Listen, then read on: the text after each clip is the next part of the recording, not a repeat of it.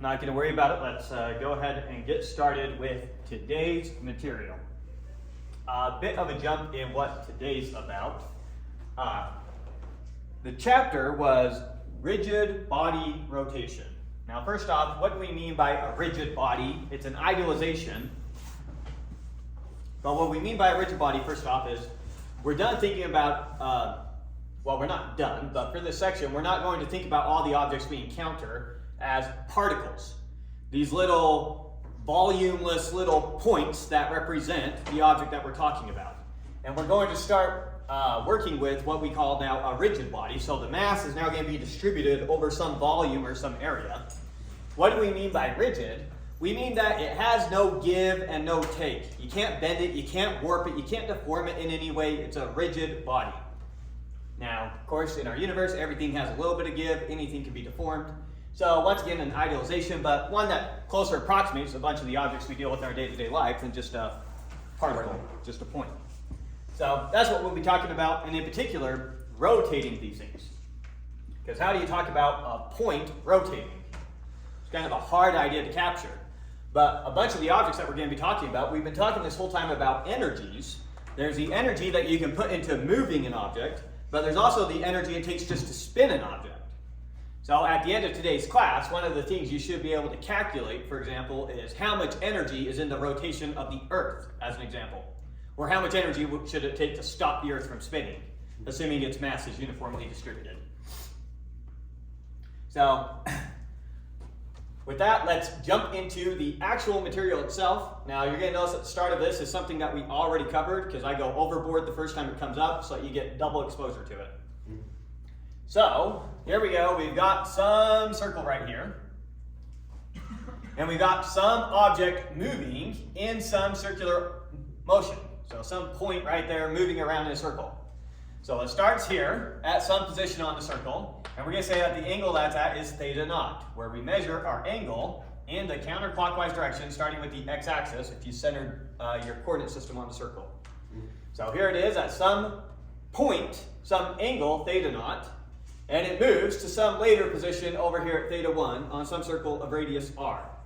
With me so far? Yes. Now, do you remember how to go from the angular displacement to the arc displacement, the displacement along the arc?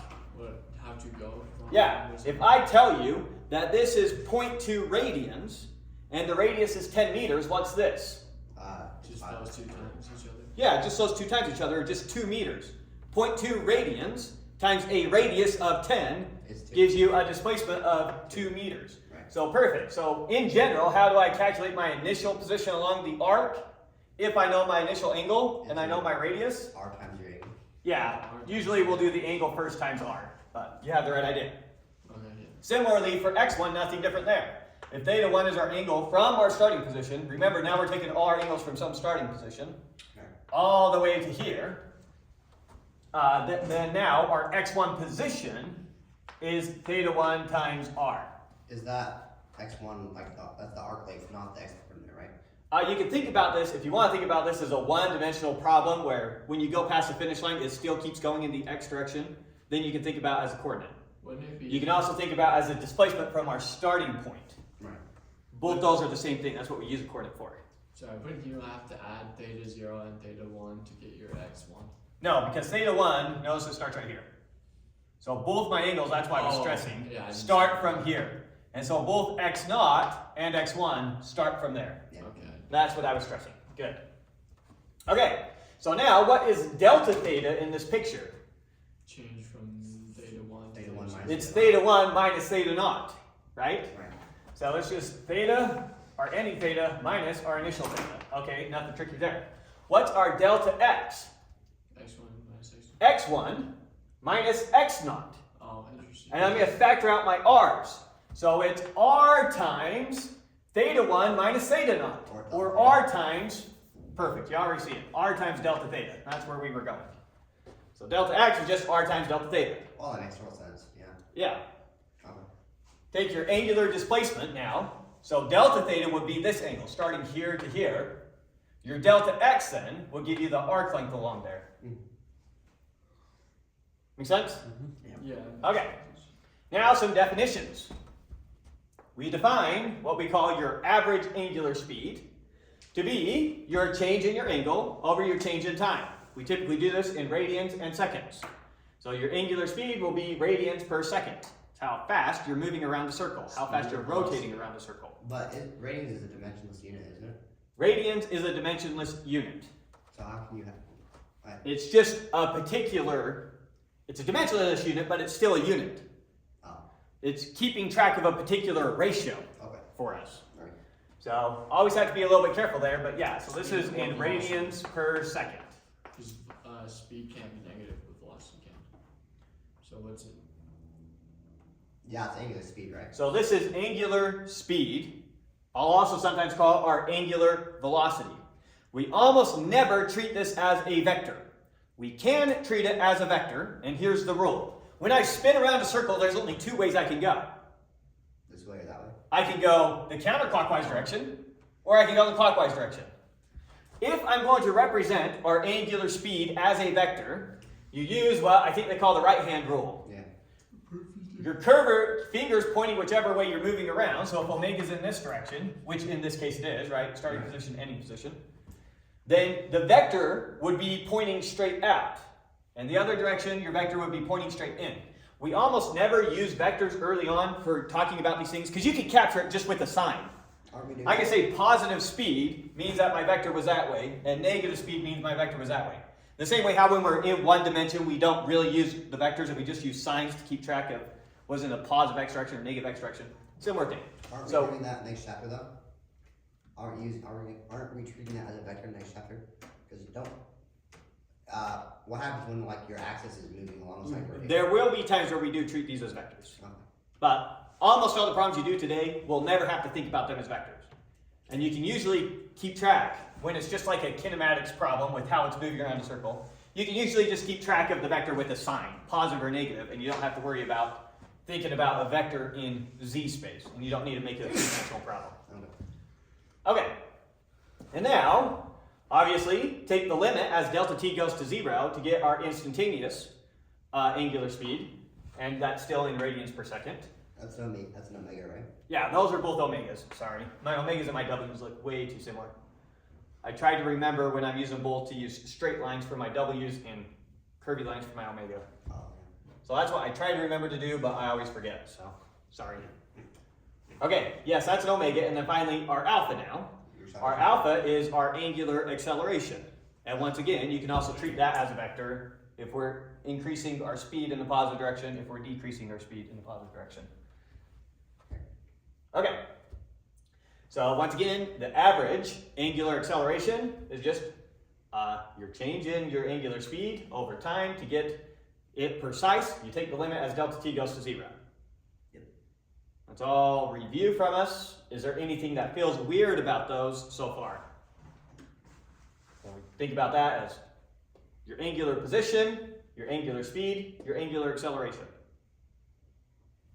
Okay, so now making some connections. Going back to when we talked about angular velocity when we were in one direction. Not angular velocity. Average. Velocity. Average, thank you. Average velocity when we were in one dimension. How did we define it? We defined it as your displacement over your time.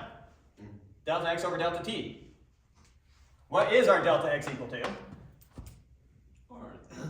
R times delta theta. Right, I'm going to write the delta theta first. So I'm going to call it as delta theta over delta t all times r. But what is delta theta over delta t? It's your Average average angular velocity. Your average angular speed.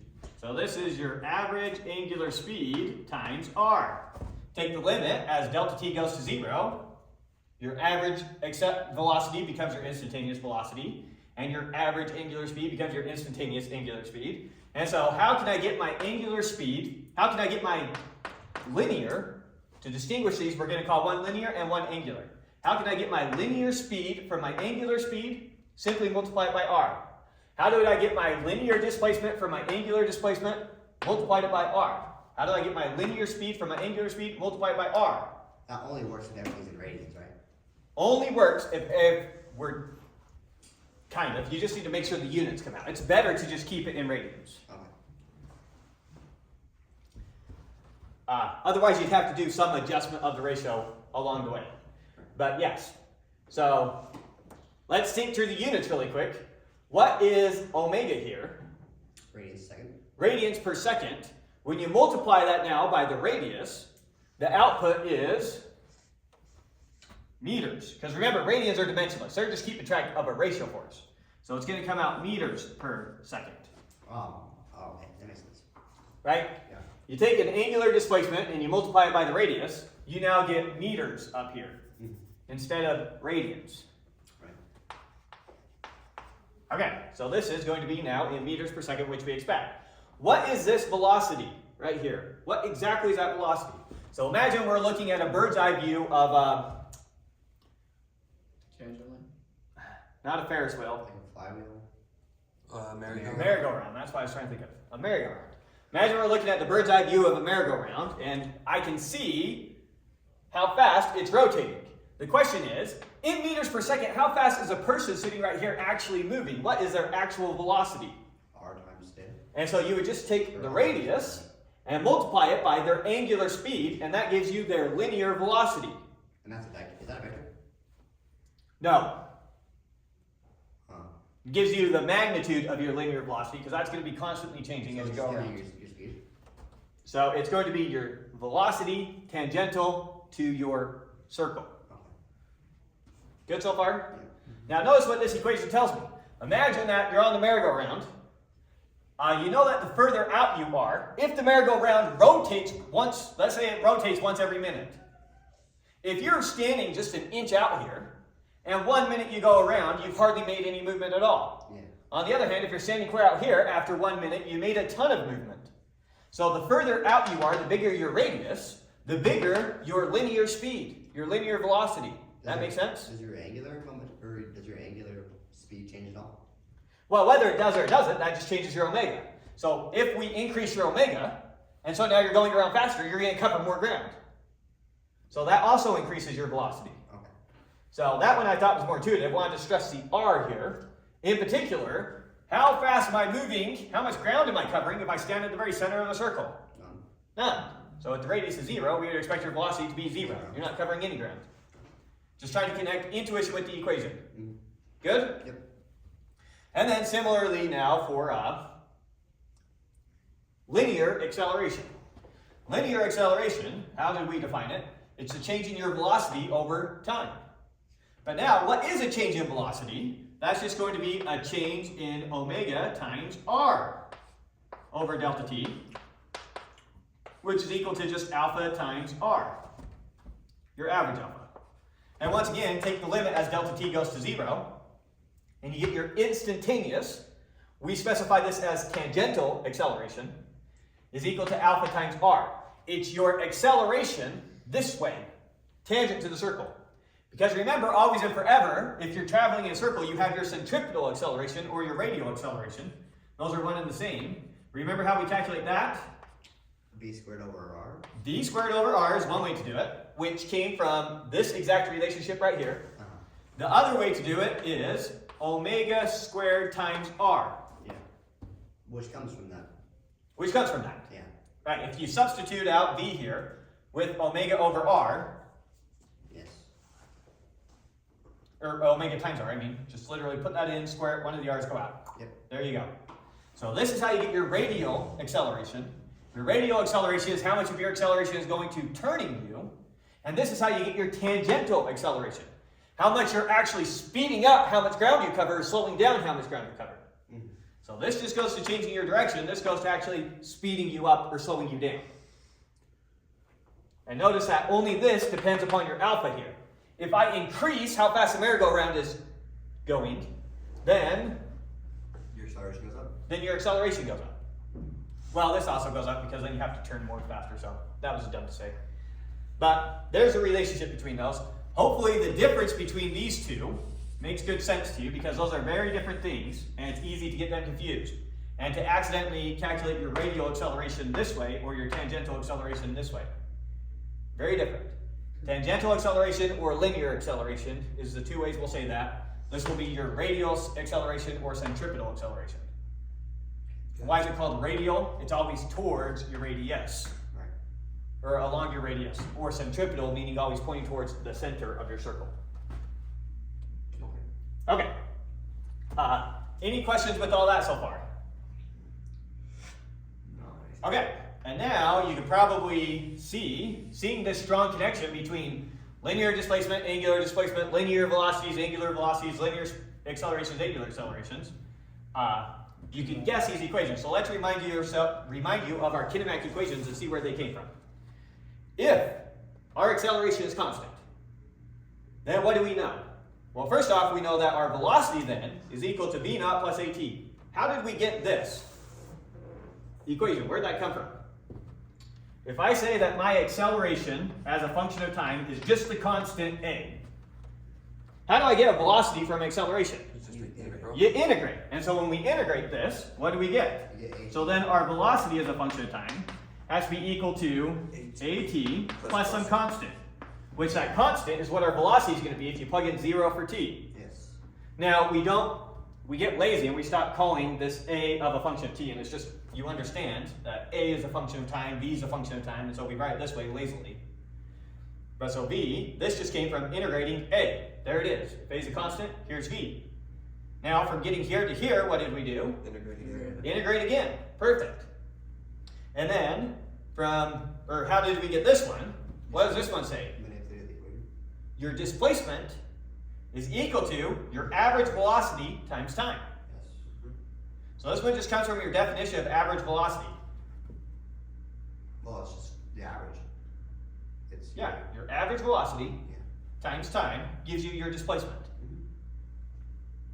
Yeah. Good? Now this one was a bit trickier that we came up with. We had our clever way of deriving it, our calculus way of deriving it. I won't re-come up with that one again. You've already seen it twice. This one came from Newton's laws. Or did it come from Newton's laws? No, it didn't. It came from just writing. Do I dare try and do it on the fly? I'm not going to try and remember on the fly. Not from Newton's laws, though. I lied. Yeah. Just for our definition of acceleration. Okay. Now, another way we could have gotten this, just for the sake of completeness, is you could have substituted. It's just getting rid of the time, so which one would you substitute in?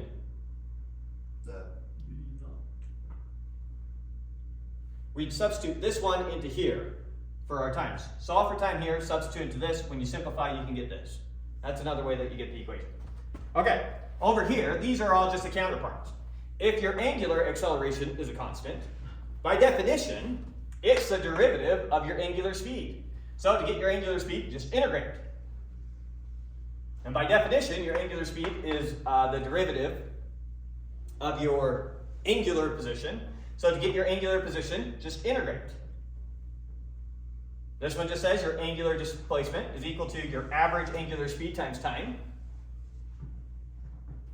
And then this one's just a counterpart to this one. How would you get it? Well, we could be clever with the calculus again, or you could just solve for t here, substitute it in there, simplify, and it should reduce to that. Okay. Any questions so far? Oh. No, I'm good.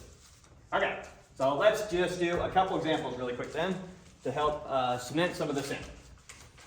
So looking at this first example, we've got an object traveling on a circle of some radius r.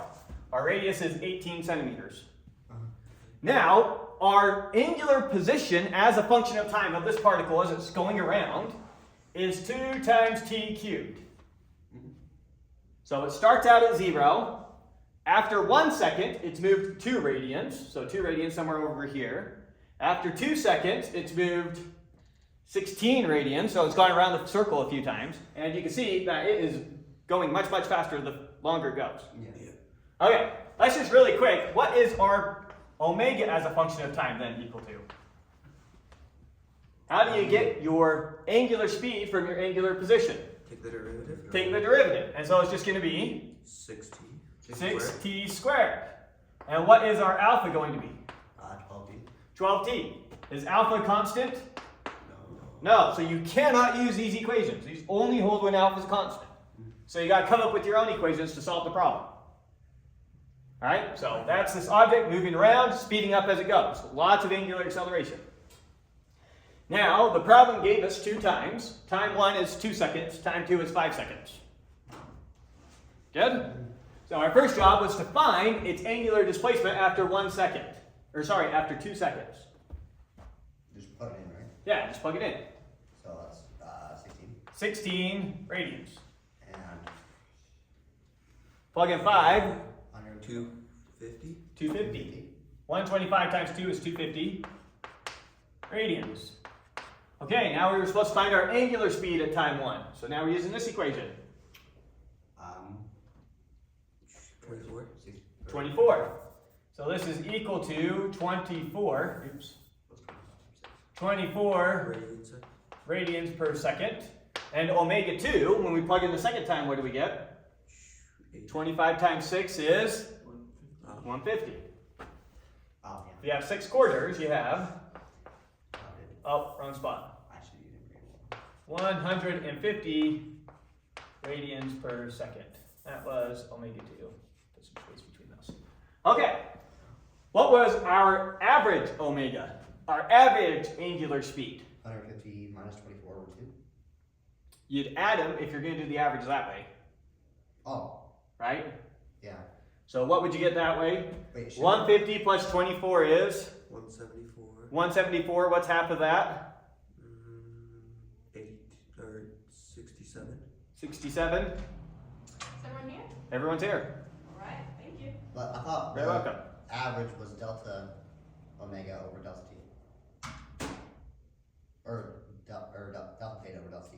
Okay, you're right. So, the point is doing it both ways. Yeah. Okay, so, lost track of where we are. What's half of that? 75. What's half of that? 12. 75 plus 12 is? 86. What? 87. So this should be 87 radians per second. That's just taking the average, right? Yeah. But the other way, using our definition over here, we could have done angular displacement over time. What's our angular displacement? 250 minus 16. What's 250 minus 16? 234. 234. 234. And now we gotta divide that by 3. Well, what's 3 times 87? Oh, no, we did something wrong. 3 times 87? What? No. Because 6, 2, that's 88, isn't it? Oh, well, that's kind of weird. Yeah, we messed something up. 234 divided by 3. When we plug in 2 here, 2 squared, Oh, it's 3 seconds of time. Yeah, so divide by 3. Yeah. 234 divided by 3 is 78. 78. What the crazy am I thinking? 78. And did we be dyslexic up here? And that was supposed to be 78, not 87? What did we do up there for that? We did 24 plus 950. Yes, so 24. Oh, we divided 174. 150 plus 24 No, it's 87. is 174. Divided by 2 is 87. Yeah, it's 87. So what did we do wrong? Are you supposed to divide it by 2? Well, yeah, yeah. the average. The average, I guess that's the average of those 2. Should that be the same as the average along the interval? My intuition says yes. So delta theta is 250 minus 16 over 3 seconds. Oh, No. this only works for the average. Sorry, it's 78. The way we're doing it only works for the average when your angular acceleration is constant. Yeah. Why? That was dumb. Because your speed's not increasing linearly like that. It's now could be increasing something like that. And so you can't say that the middle point is the average of those 2 points, because it's not. I see. Okay, that's the dumb thing we were doing. Obviously not constant angular acceleration. Alright, world makes sense again. 78, okay, that's correct. Now they also wanted us to get it in revolutions. This one they also wanted in revolutions per minute. Which is So I know it's 78 radians per second. What is that in revolutions per minute? 1.3. Well, how many revolutions are in a radian? 2. 1 revolution is the same, oh sorry, we're multiplying. Multiplying is the same thing as 2 pi radians, right? Yeah. Once again, those cancel out. That will give me revolutions per second, but that's not what I want. What do I want? I want revolutions per minute. So how many seconds in a minute? 60. So 1 minute is 60 seconds. So we're going to take 78, multiply it by 60, and divide it by 2 pi. And I don't have my calculator out. It is 7,001.3.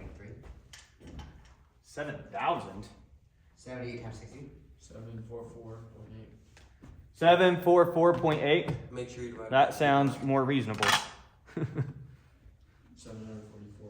What the? 78 times 60 equals divided by 2 What did you? pi I'm tripping. equals 745. My All right. calculator is tripping out. 745, well 744, I think we only had 2 significant figures for this problem. So 740. So 740 revolutions per minute or RPM, what you're used to. RPM. Are you on radians or something? I don't know that would. That wouldn't matter.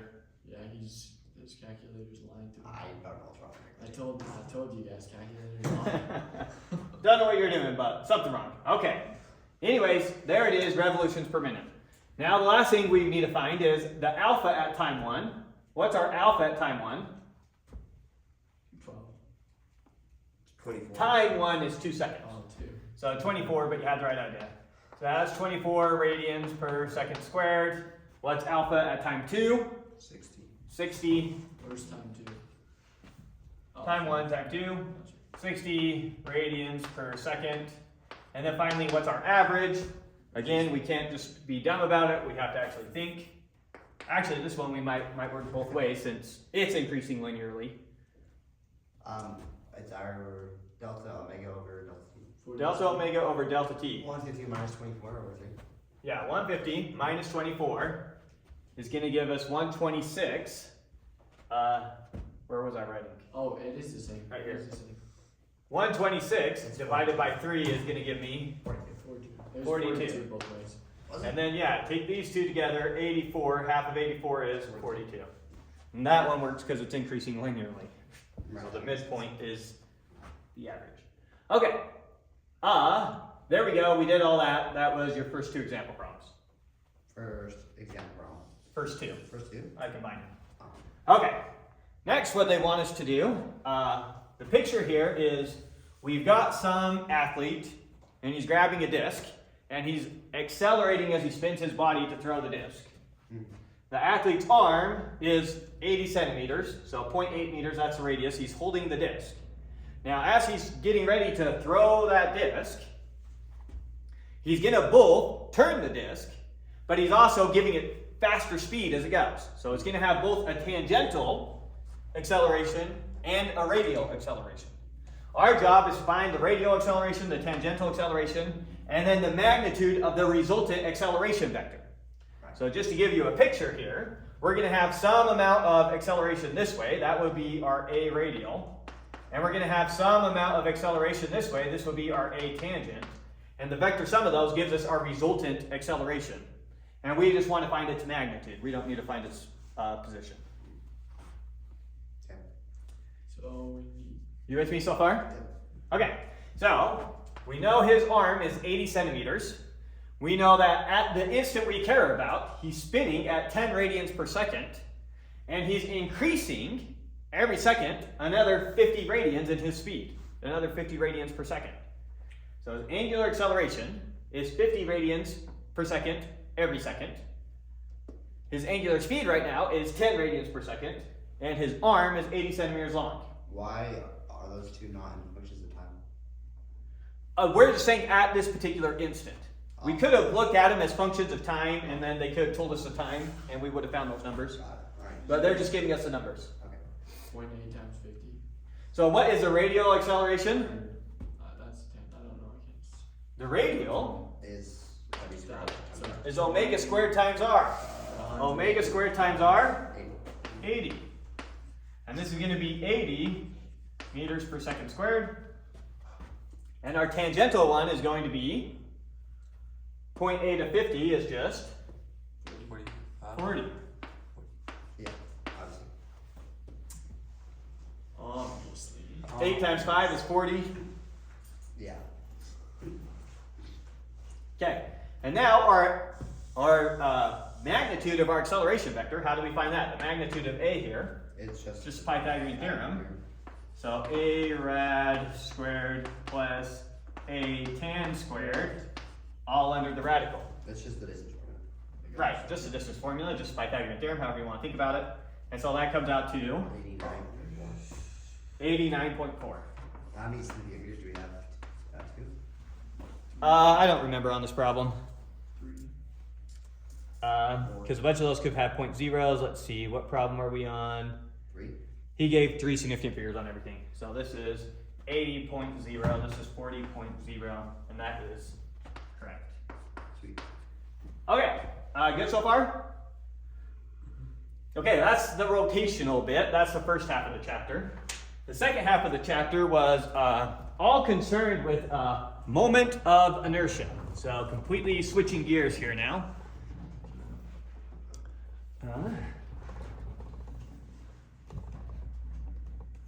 A little too far. Does that get it? Yes, that gets it. Good. Okay. So, moment of inertia. Back when we were first introducing mass and talking about how hard it was to accelerate an object, the intuition I tried to give you is mass is an object's resistance to being accelerated. Yeah. We're now going to specify that, specify that by saying that that acceleration is linear acceleration. So I'm going to restate that as saying mass is an object's resistance to being linearly accelerated. Okay. Now we talked about another type of acceleration now, angular acceleration, changing how it rotates. Notice that when we're talking about its angular acceleration, how hard it is just depends upon the mass. It doesn't depend upon if I'm trying to push the mass this way or that way or that way, assuming I'm out in space. Yeah. No other forces acting on it, just take into account the object itself. All it depended upon was its mass. What about when it comes to rotating an object? What's harder to rotate, a more massive object or a less massive object? More massive. The more massive it is, the harder it is to rotate, right? But the other thing it's going to depend upon is how I rotate it. Yeah. Where the mass is relative to where I rotate it. If I take this object and I rotate it right down its center like that, how easy is that compared to if I do this and I try to rotate it like that? Or with that. That's a lot harder. And now, what if I put this end out and I try to rotate it like that? That's much harder. Yeah. And so it depends upon two things. It depends upon both the mass, but also how the mass is distributed. Center of gravity, center mass. Well, we're not always rotating necessarily around the center of mass. I know, so that would depend on where it is. Right, so how the mass is distributed relative to what we're trying to rotate it around. Since when I rotate it this way, all the mass is really close to my axis of rotation, where I'm trying to rotate it from, then that's easy. If I make the mass really far from where I'm trying to rotate it, it makes it harder. Does the center It requires more energy. Does the center mass have anything to do this or? No, it doesn't really have anything to do with the center of mass, it just has to do with where the mass is relative to where you're trying to rotate it. Right. Okay. Good so far? Yes. And there was one more thing I was right about to say, and I forgot right as you said that. Mass, how it's distributed. Oh well, we'll jump into it and talk about what exactly that is, and maybe it will occur to me. So, to capture this quantity of how hard it is to rotate an object about some axis, that is what we mean by its moment of inertia. So its moment of inertia is relative to the axis of rotation. It's not a property of the object itself. It doesn't make sense for me to talk about this object's moment of inertia like it does about it's talking about its mass. I can talk about its moment of inertia for rotating it around its center. That makes sense. I can talk about its moment of inertia for rotating it like this. That makes sense. But it's not just a property of the object itself. Right. So it's like you need a reference frame almost. Kind of, yeah. Just relative to some axis of rotation. Okay. Oh, now I remember what I was going to say. Now what we're going to think about, why, let's try and get some intuition for why. Why is it harder for me, why is it easier for me to do this than it is for me to spin it out like this? Because the mass is closer. It takes more energy, right? Yeah. And so let's keep track of that energy. When I do the energy like this, where is the energy going? It's going out of me, I'm burning that chemical energy as potential energy, going into this object, ignore all friction. Where's the energy going? Into the rotation. Into giving it kinetic energy, energy in its movement. And so, spinning an object like this, if I spin it at the same rate, and it's harder for me to do it, it must somehow have more kinetic energy. Which, think about how fast an object at the end of this is moving if I spin around once every 5 seconds. Kind of slow. Yeah. On the other hand, if I spin around once every 5 seconds, think about how fast this mass is moving. Right. Very fast. So it has a lot of velocity. And so that's the way that we're going to think about this, is we're going to track the kinetic energy and think about it in terms of kinetic energy. Right. So everything I say makes sense so far? Yes. Yep. Now just to give you its definition, and then I'm going to motivate where this definition comes from. Here's the definition of the moment of inertia. We'll use an I for it, and it will be the sum of all the masses times the radius squared, where the radius is how far they are from your axis of rotation. And you're treating this. Not center, axis of rotation. Okay. The further away you are, if I double a mass's distance from my axis of rotation, It's 4 times hard. it's going to be 4 times as hard for me to rotate it. What's radius measuring the Distance from your axis of rotation. The distance the mass is from your axis of rotation. mass is in the particle? Mass is like the particle, the mass, whatever the object is. If we're talking about some rigid body, so the mass is distributed all over the place, and we can't talk about it as a point, then here's how we're going to calculate our moment of inertia. I was like, It's going to be your radius squared times dm, where dm is an infinitesimal mass. Those say the same thing? Yeah, this is doing it in some discrete case, this is doing it in the infinite case. Okay. So that's your moment of inertia of a body that's rotating. Moment of inertia of a body around some axis where r is its distance from that axis for each little piece of mass. How do you calculate the first one? Well, first I'm going to motivate where this comes from and why this is what it is. Okay. So we're going to come look at this wheel spinning at some speed omega here, whatever it's doing. And we're going to calculate its kinetic energy. With me? So you already know how to calculate the energy of a kinetic energy of a particle. It's just 1/2 mv squared. Yeah. Okay, so I'm going to take this thing, I'm going to break it up into n pieces that are small enough. So I'm not going to go the full calculus route yet. We're going to stick with the discrete case. Okay. So I'm going to take some small piece of mass here. I'm going to call that m1. Sorry, probably wrote that too small. m1, and its distance from our radius here is r1. Yep. And so it's moving some way, some speed this way of velocity 1. Yep. I'm going to take some other chunk of mass, m2, and it has its r2. Sorry, should have done that dotted. r2, and it's going to be moving however it's moving with some velocity 2. I'm going to do that, breaking up all the pieces break it up into m pieces. So what's the kinetic energy now of this entire wheel? It's the sum of all particles. Right, so it's going to be 1/2 m1 times v1 squared plus 1/2 m2 times v2 squared plus ... doing them all. With me? Now, what do all these have in common? The 1/2. The 1/2, so we can factor all that out. Or, am I going to want to? Let me think for a second. Maybe I won't do that yet. But first, now let's relate it to omega and r. What is v1 in terms of omega and r?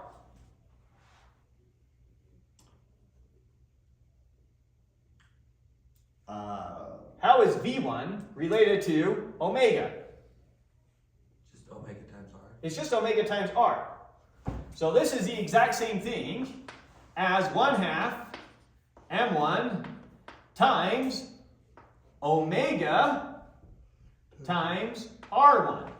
Notice that the omega is the same for all the particles. They all have the same omega because the wheel's spinning at the angular speed it's spinning at. So then I have plus, once again, 1/2 m2 omega times r2, etc. Going all the way out. Dot, dot, dot. Sorry. Pull more down, maybe out of all of them. So I can pull the 1/2 and the omega out of all of them. So I get 1/2. Oh, sorry. We did the substitution wrong. You did. I'm replacing, I'll just write down here. I'm replacing a v squared. So what does v1 equal? v1 equals omega times r1. Yeah. So v squared is omega squared times r1 squared.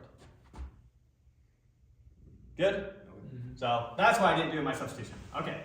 So this is equal to 1/2 m1 times omega squared times r1 squared plus 1/2 m2 times omega squared times r2 squared plus dot, dot, dot. Right? Now factor the 1/2 out of everything and the omega squared out of everything. Okay.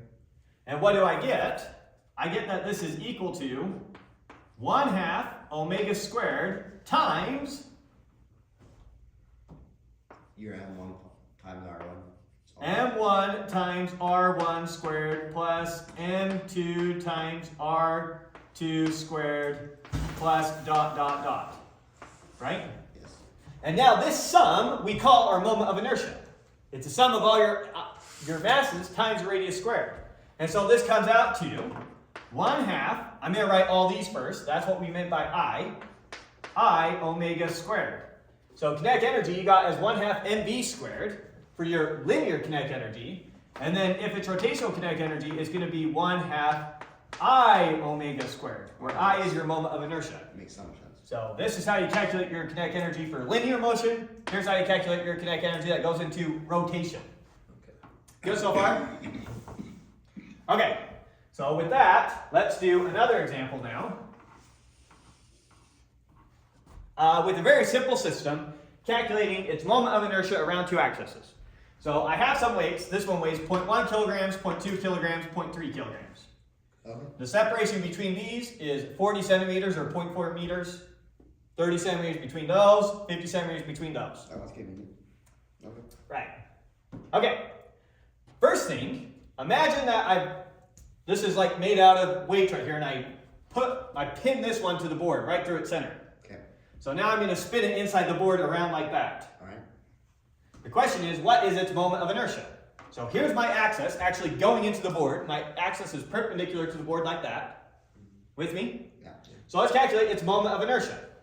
It's just going to be. So the moment of inertia is going to be the sum of all the masses times the radius squared from them. Yes. So what's this one's mass? 0.3. 0.3 The times radius. its radius squared Which is 0. is 0.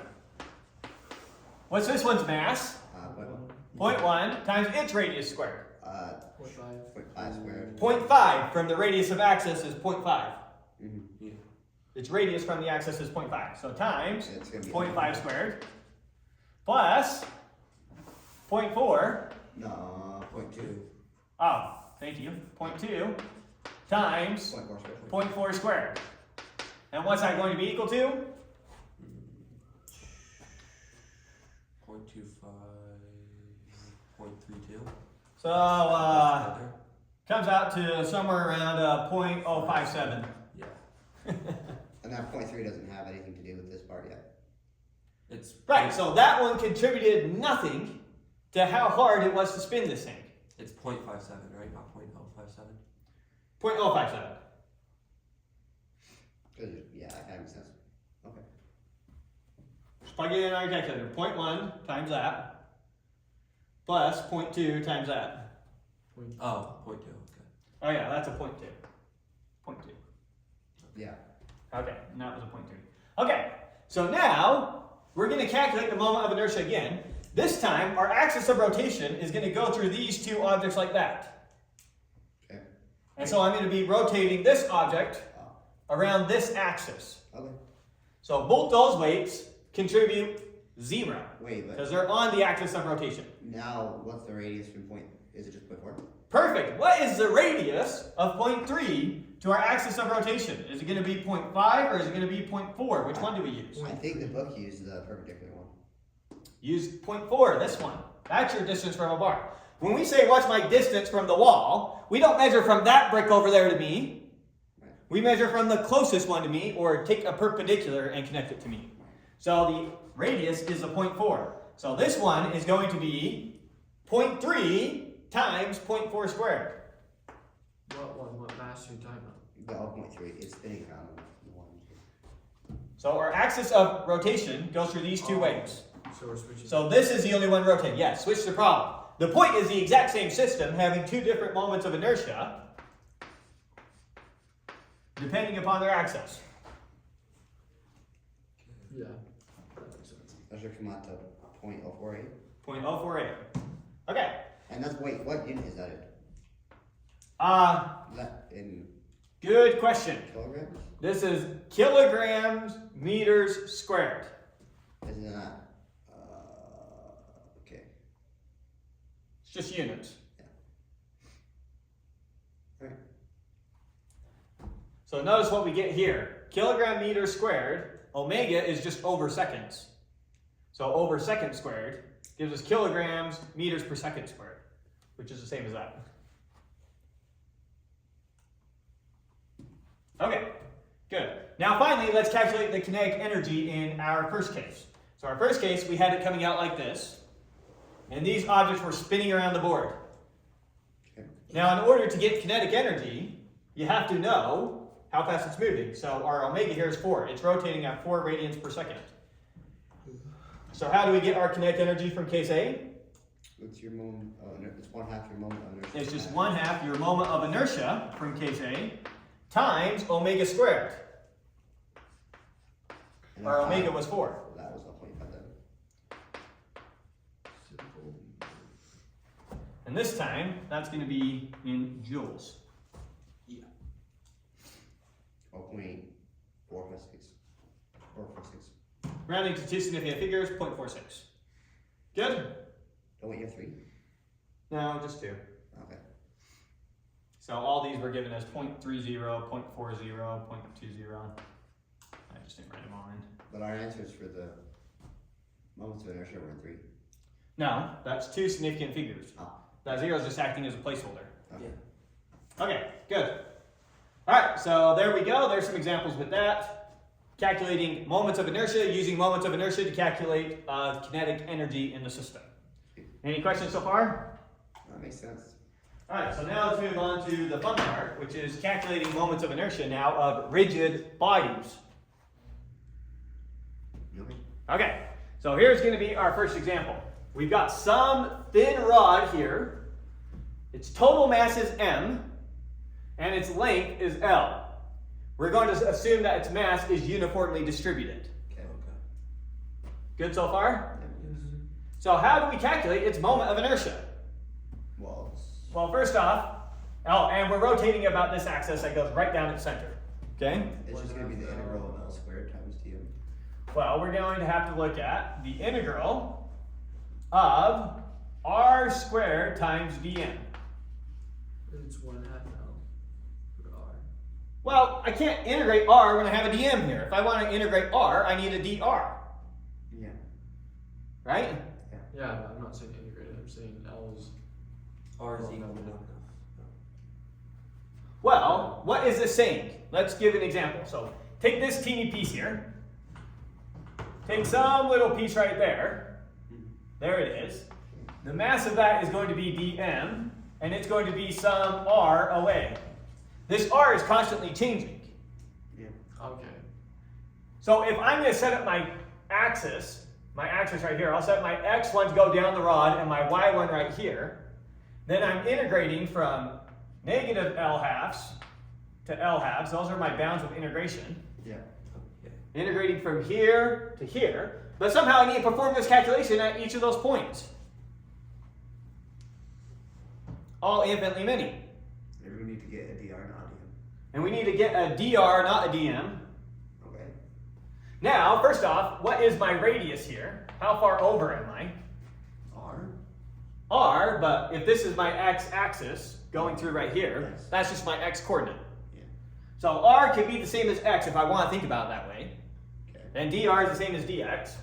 So far I can rewrite this as the integral from minus L halves to L halves of x squared, but I still have a dm instead of a dx. dx. Now what do I know about the mass of this rod?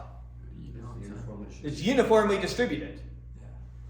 Which means that the whole mass divided by the whole length has to be equal to half the mass divided by half the length. Means that dm has to be 1/4 the mass over 1/4 the length, or what? dm has to be equal to Well, just maintaining the ratio. dm over dx, where dx now is that infinitesimal length for the dm. yeah. That's equal to L over M. M over L, M over same L. ratio. So what does dm equal?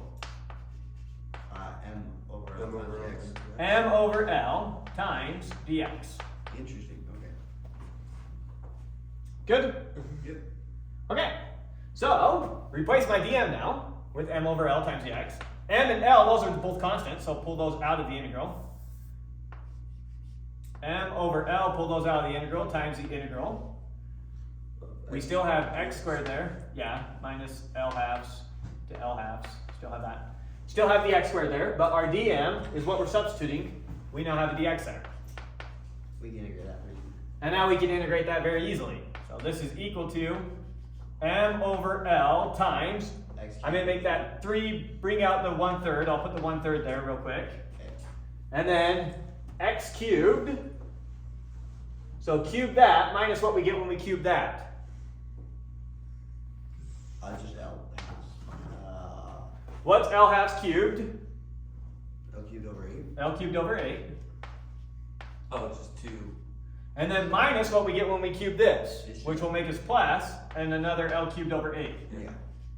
You follow that? Yes. Which is 2 L cubed over 8. An eighth plus an eighth of something is a fourth. Yeah. Yep. So L cubed over 4 times 3 is L cubed over 12, or times the 1/3 I mean, is L cubed over 12. Cancel an L out top and bottom. L squared over 12 with your M. Okay. So we get that I, in this squared case, over 12. is equal to 1/12. You see where the 1/12 came from? Yeah. M times L squared. Or M over 12 times L squared. You wanna know that? Right, but here's the way that you typically write it. Notice how it compares with, well, that's typically the way you write it.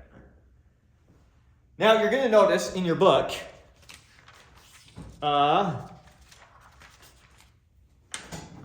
you have what's called table 9.2, and what it's going to do is give you a bunch of typical rigid bodies and axes that you want to rotate it around, and tell you the moment of inertia for each of those. Sweet. So we just barely derived this first one. It says I is equal to 1/12 ml squared.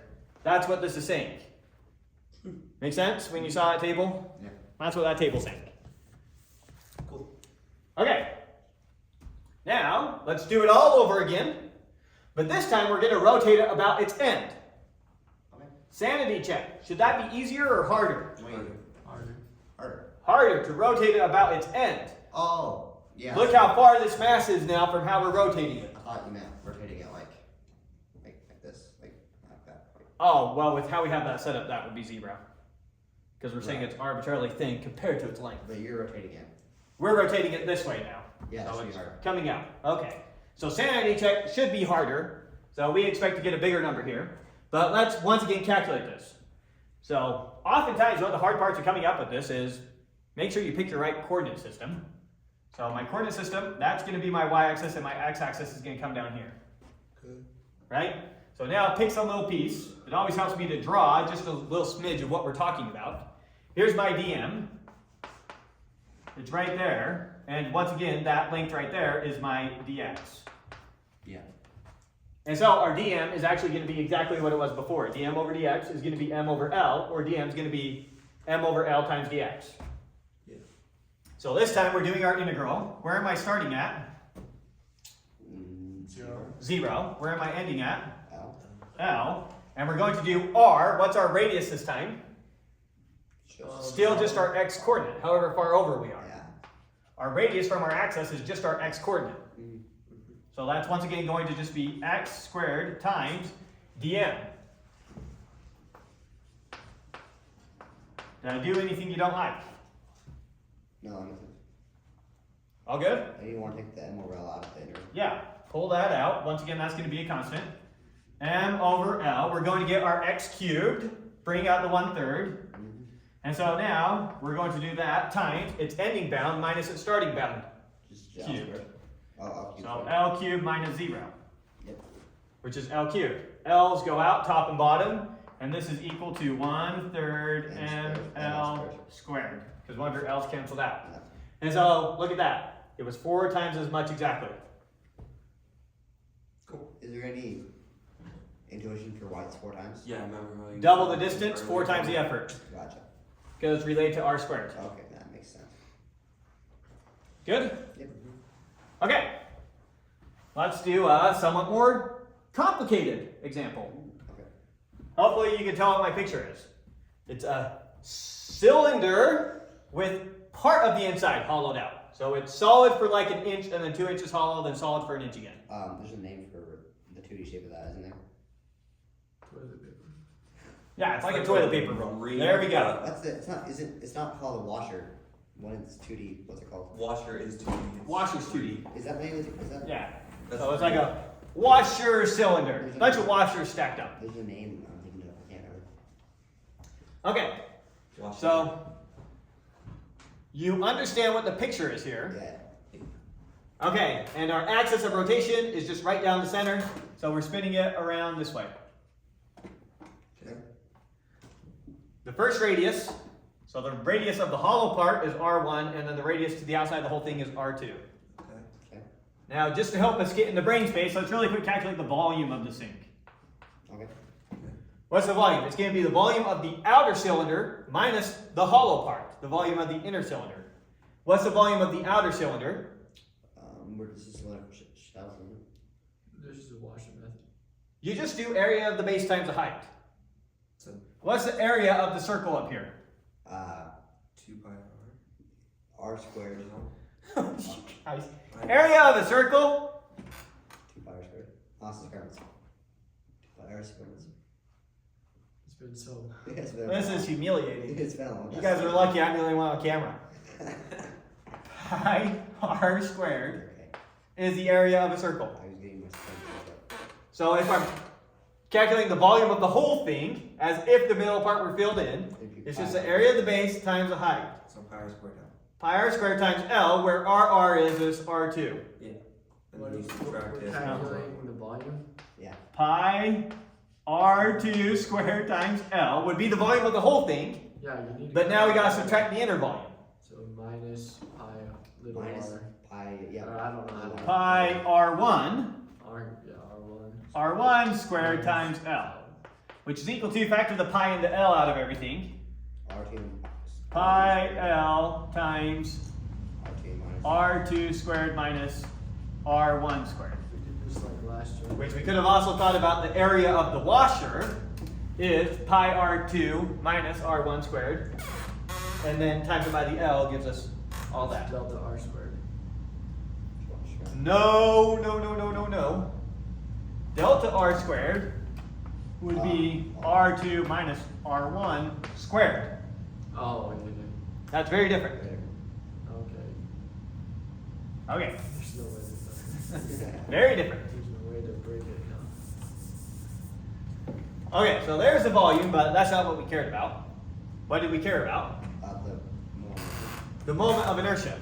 Oh, and the last thing we know is that this thing has a total mass of m, and it's uniformly distributed. So we know the mass. Okay, so now we're looking for our moment of inertia. And this is going to be equal to the integral. How are we going to do this? Well, we know what it is. It's r squared dm, and then we just got to figure it out from there. And that R squared is your R2 squared minus R1. What are we looking for? I don't know. It depends on how we want to set that up. So how am I going to find my moment of inertia of this thing? It's going to be distance R2 minus R1 away, right? pi r or pi l. Watch out. What is going to be a dm here? Your mass at every point. Yeah, I need to come up with an infinitesimally small mass, but am I going to do it for just some random point right there? Oh, why don't you just do it on a circle? Can you do that? Treat it like it's like a washer, and then I somehow need all my masses to be at some radius, my dm to be at the same radius. So, not the washer. What's our other method? cylindrical shells. Cylindrical shell. I'm going to take one shell of this thing. Okay. It's going to be arbitrarily thin, and so its mass is going to be dm. And a cylindrical shell has a fixed radius. And why do you need the fixed radius? I just need this to make sense for one unit. I need to do an infinite sum of these things. How does that not already make sense? Like that, doesn't that already describe every point in the cylinder Well, what are my bounds here going to be? from? Oh, So you need to make this an infinite sum such that when you go from one bound to another bound, you get your whole shape. can that go from 0 to R2 or does that? R2 If you did this from 0 to R2, let's think about for a second what that's saying. This is summing up a bunch of masses going from 0 to R2. You're just like getting a line right here. That is not getting this shape. Oh, you're right. Try again. So you need to force this to somehow, over some set of bounds, recapture this shape. Alright. That's the hard part. Right. So this doesn't work. But if we think about it as cylindrical shells, so one cylindrical shell taking a slice, if you thought about this as like a, Cookie cutter. yeah, okay, there we go, like a cookie cutter slice out of there coming from the top down, then that would give me one really skinny, infinitesimally thin cylinder, right? And it's really, really thin, so its volume is going to be dV. It's an arbitrarily small volume for that thing. But let's calculate its volume. What is its volume? So we know that this has a radius, r, whatever that r is. We know the mass of it is dm, but we're not going to be using that for its volume. We know the height of it. All the heights of all these things are L, so we know that. Yeah. So what is its, what's the volume of an infinitesimally small one of these? I squared L, but Does this small 0? You remember how to find the volume of a cylindrical shell? it's been a while. What would happen if we unrolled that cylindrical shell? It's R times L. Or, Pi r. 2 pi r. L. Oh, I 2 pi r times L Yeah. times its arbitrarily small thickness. yes. When we're taking our cylindrical shells this way, if I set up my coordinate system so that this is my y-axis and my x-axis could be something like that, DX. then we can use a dx for the thickness of our shell. Okay. Doesn't that find area if you roll it out? 2 pi r times L is the area if you roll it out, times now it's the thickness of that piece of paper, whatever it is. The thickness of that toilet tissue. Right? Pulling out, there's like one sheet that wraps around in its cylindrical shell. Let's calculate the volume of that. Makes sense. Good so far? Yes. Okay, so there's a dV. We have a dm. So we gotta What do I know about my mass? It's uniformly distributed, which means M over V is equal to dV over dx. m over v Or d. M over dV. is equal to dm over DV? over dv. We have DV in terms of DX. And we have dv in terms of our x. So solving for dm now, what's dm equal to? M over v. Typically we use rho for that. Rho, Greek letter, and it's your density. How much mass per unit volume, your density.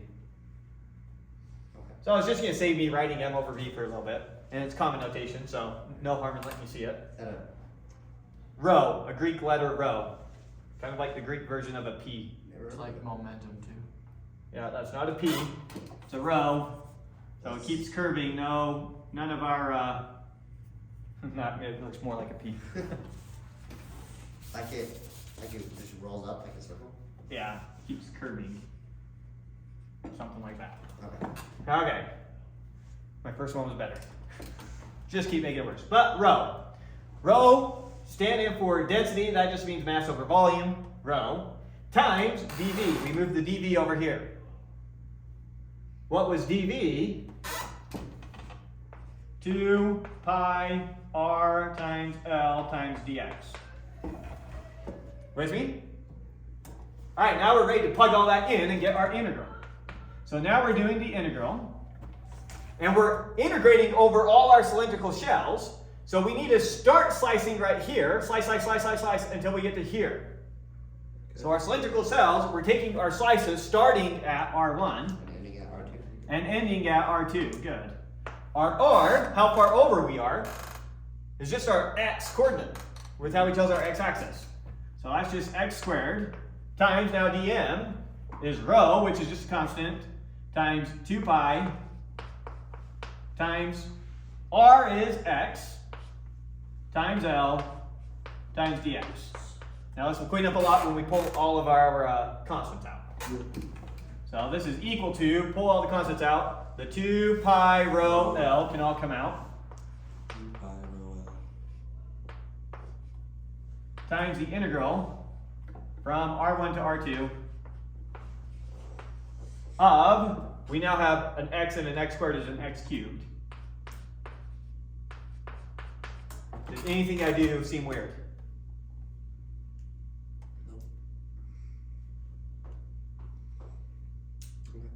Okay, now let's integrate it. When I integrate that, that's going to become a 4. I mean, I need to divide by 1/4. So I'm going to pull the 1/4 out It's here. going to cancel with the 2. Yeah, so we're going to get the pi rho L over 2 to account for my 1/4 Yep. times this to the 4 minus that to, or sorry, other way, that minus that. R2 to the 4 minus R2 R1. to the 4. Okay, good? Yes. Now you guys who just love factoring, what do you see there? Oh, it's a difference of squares. We'll come rewrite like that. Yeah, it's a difference of squares. So I can write this as pi rho L over 2 times R2 squared minus R1 squared times R2 squared plus R1 squared. You see that? And now finally, let's remind ourselves that rho was m over v, where v is equal to this thing. Oh, good. So I'm going to get some canceling. So this is equal to pi, rho was m over v, so we'll put the m up here, L. In the bottom, we need 2 and v still, right? Wait. If your rho was in the top, shouldn't your m over v be in the top too? How are you Dividing the top is the same thing as multiplying the bottom. So shouldn't your m be on the bottom? No. M's on top, v's on bottom. But you have mv, you have m over v over 2. Right? Because your rho is in the top of your fraction. Right? It's the same thing as pi. I can consider this as multiplying by rho on the outside. Oh. And so multiply it by m over v. Still puts it downstairs, however you want to think about it. Oh, okay. Okay, in either case, our volume is downstairs, and our volume we know is this. Pi L times R2 squared minus R1 squared. So that was just replacing this portion. Yep. And now multiply by that, Which cancels out. which is going to cancel out. So we have, sorry, probably covering it from you, R2 squared minus R1 squared times R2 squared plus R1 squared. Your L's cancel out too. Canceling it all out, and we finally get I is equal to 1/2 for the 2 there, m, because we still have the m, the pi cancel with the pi, the L cancel with the L, and that canceled with that. So R2 squared plus R1 squared. R2 squared plus r1 squared. Look around these things. Let's double check with our formula. 1/2 m r1 squared plus r2 squared. Same thing. Okay. So there is our moment of inertia for that. Now, let's look at our moment of inertia for when this is solid. Which is for the cylinder. Yeah, the cylinder, but didn't have that hole in it. What would have happened? R2. That would have been the same thing as though R1 were 0. Yeah. So it's R2 squared. So it would just be 1/2 m r squared, where r is the radius now of the whole thing. So I, when it was solid, would have been just 1/2 m r squared, which is what you'll see when you look at it for a solid one filled out. And then for now, let's say that the radiuses were almost the same. So this was just super thin. So R1 and R2 were basically the exact same value. And all the mass was clear out on the radius. So it's basically just R1. So say that R1 is equal to R2. They're basically the same radius. Can't distinguish. It's a very thin shell. So there's no.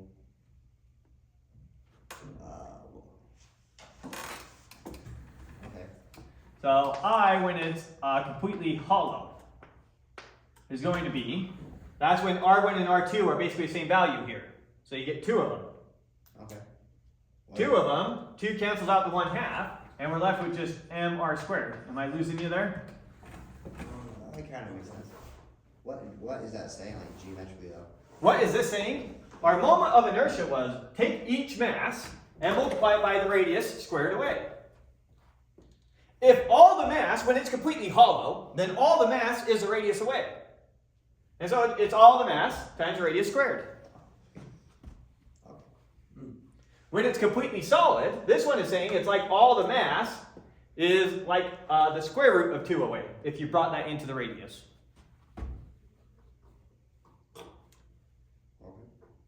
Okay, so now let's do our last one. Our last one now is going to be a sphere. So I've got a sphere, and I'm going to rotate it around. I'm going to set my x, y, and z axis right through its center. We got a sphere radius r. We know what the r is, and we know what the mass is of the sphere. We're going to assume it's uniformly distributed. So your z is going through the board? My z is coming out of the board right at us. X and y are in the board, and it's rotating around the x-axis. So here's like what you would use to calculate the moment of inertia of the Earth. Good so far? Let's just remind ourselves really quick, what is the volume of a sphere? Is there even any point in me asking? It's 4/4 pi squared. If it's a volume, then the r has to be, Sorry. so 4/3 pi r cubed. Okay, you did remember that. That was a test question. I remember the derivation of that. Okay, so there's our volume. And also, once again, remember that dm over dv is going to be equal to m over v, right? Yes. And we'll also use just rho to symbolize density. Mass over volume. Okay. Good so far? Okay, now how are we going to do this? I mean, we know the main idea is we need to do the integral of all the r squareds times the dm's, but we got to make this somehow give us the moment of inertia of that thing. How can we do this one? It's not a cylinder, so cylindrical shells is probably out, although we could do it that way. But the easier way is to use The slicing method. What's it the called? discs. The discs.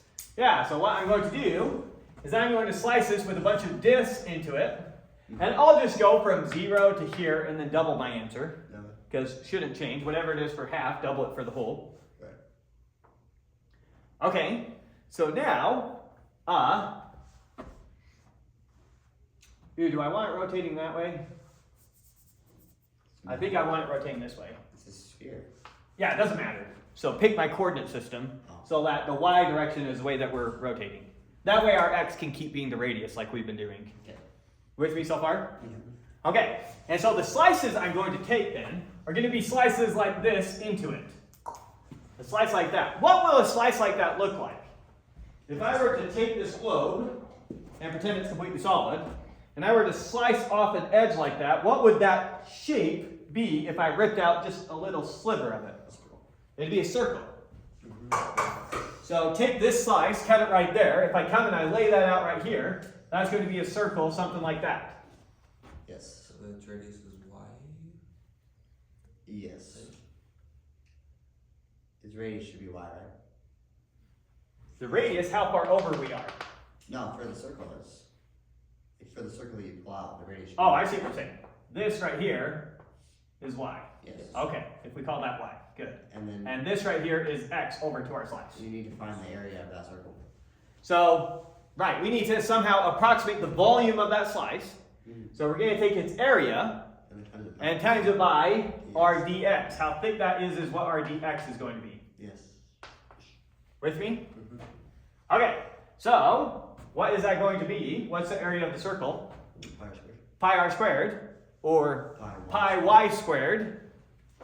So our dv here, our infinitesimal volume, is going to be pi y squared times dx. Now, we know that we're going to end up with the dx when it's all said and done. So I can't mess with the y. I need my y in terms of x somehow. So how do we get that? This, I want to say Pythagorean theorem. I want to say it too. Pythagorean theorem. So, x is equal to Y squared is equal to r squared minus x squared. Because r squared would be equal to x squared plus y squared. Right?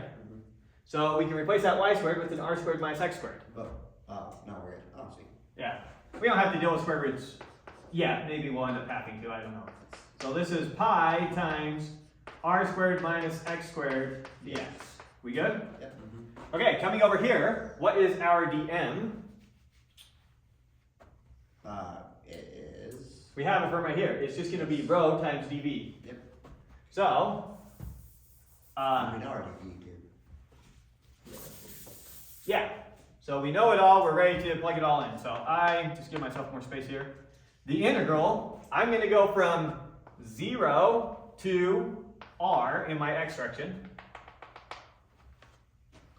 And then I'm just going to double the result. Because that would only get me half the sphere. I could have also integrated from negative r to r, and it would give me the same thing. But just do it a little different. Okay. So now, it's going to be r squared. What's my r? It's your X. X. Times dm. dm is equal to rho times dv. Which is pi. Rho times pi R squared minus x squared. Yes. r squared minus x squared dx. Now, how am I going to get rid of this r? Can you put it in terms of? It's a constant. It's a constant. I don't need to. Oh. Okay. Just understand that the only radius we cared, x is the only thing changing as we go. So what? So the big R stays the same, the rho stays the same, the volume stays the same. So everything else is constants except for the x. What is R2 saying? What is that here? R is the radius of the whole sphere, big R. That doesn't change. It's on. Our x is changing as we take each slice. R squared. Sorry. Oh, sorry. Was I answering the wrong question? I think someone said R2, so I was a little confused. I probably said R2. I wouldn't put back. Okay. Anyway, so this is equal to, let's factor out all the constants that we can. So this is going to be 2 pi rho times the integral from 0 to r of r squared minus x squared dx. Okay. Good? Yep. Now, that's something we can handle. So what's that equal to? We'll still keep our 2 pi rho. Times, for this one, what's the integral of r squared with respect to x? 1/2 R or 1/3 R cubed. Oh, R squared. No, it's just X r squared. It's just r squared x, Yes. or x r squared, but typically we say the constant first. Yes. Yeah. R squared x, now plug in r for x, and minus what you get when you plug in 0 for x gives us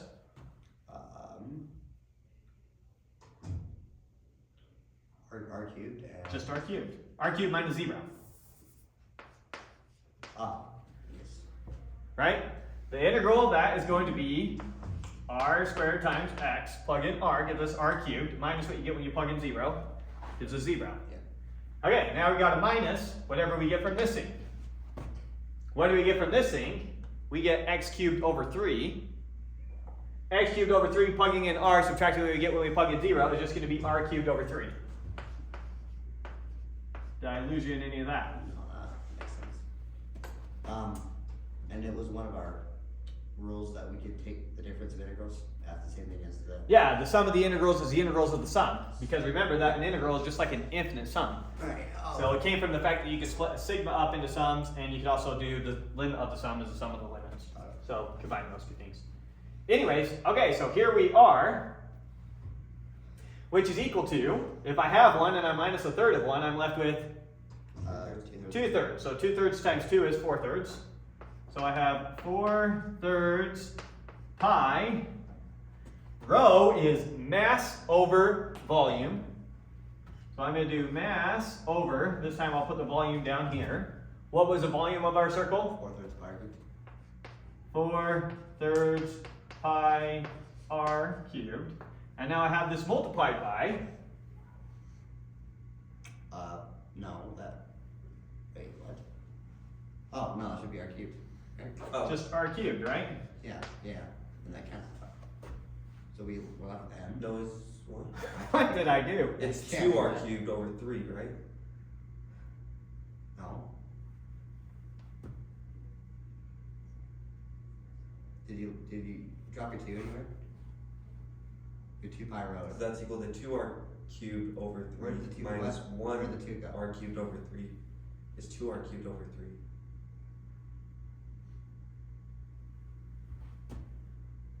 Where do I go? The 2 in the 2 pi rho. The 2 Yeah. combined with 2/3 here to give me 4/3. Oh, yes. No, it's not that. We are, Did we just calculated the mass of the sphere. Is that even possible? Wait. So the mass is Where was our dm? it's on the right side. Our dm It's was equal to MB rho. m over b dv. times dv. So dv rho. Yeah, right. Oh, right.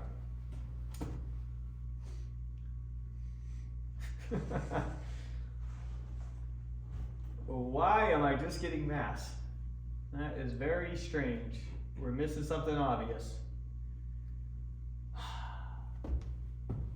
Because we dropped out the x squared going from here to here. So all we did was integrate a dm. And when you integrate all the dm's, what do you get? Yeah. The total mass. Oh my wow. So that x squared suddenly disappeared over here. Oh my wow.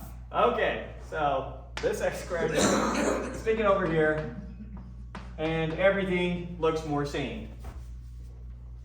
Good? Everyone see our mistake? Yep. And how our answer makes perfect sense for what we did? You sum up the mass and you get the mass. Good with them. Okay. So this is equal to, we still have 2 pi, maybe with our rho, let's go ahead and just plug it in now, as our mass over Volume.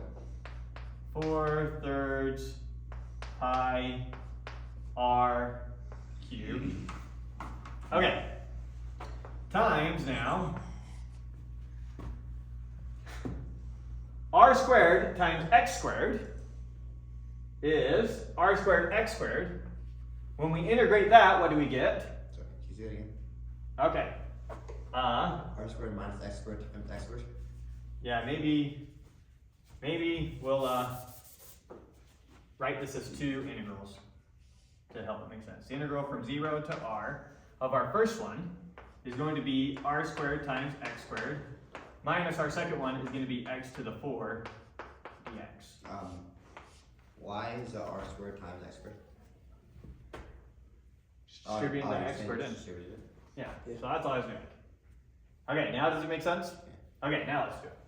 So now this is equal to, we still have all our constants, 2 pi m over 4/3 pi r cubed times, now, the integral of this thing,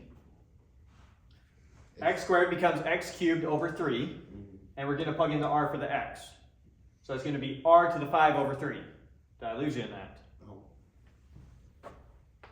So that's going to be r to the 5 over 3 minus, over here, X over 5 over 5, so r to the 5 over 5 when you plug into r. R to the 5 over 5. Good there? It's kind of large. Okay, now that is equal to, you have those in your book. Now that is equal to, 2 pi.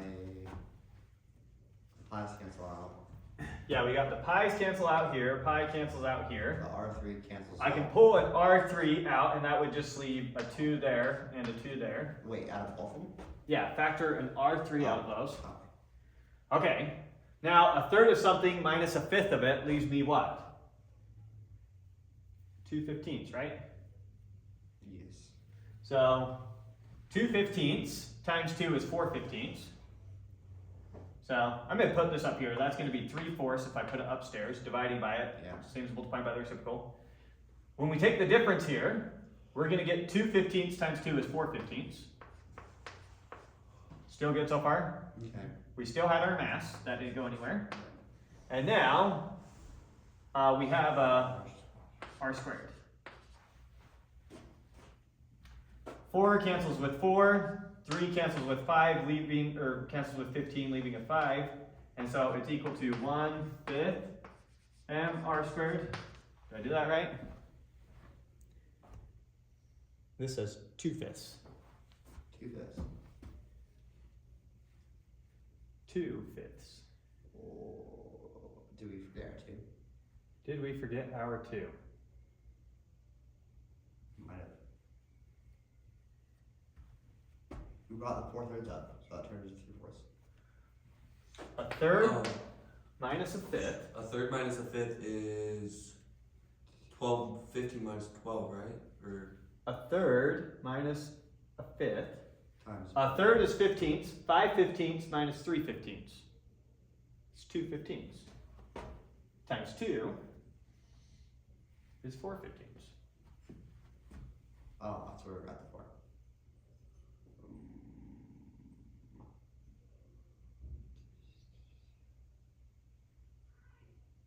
What am I missing?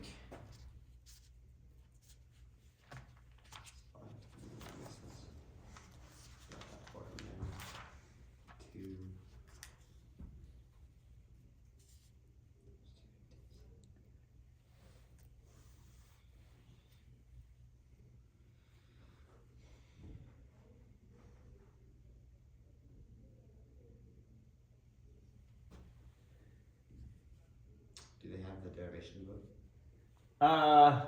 Yeah, but it's not like the identical test. Okay, so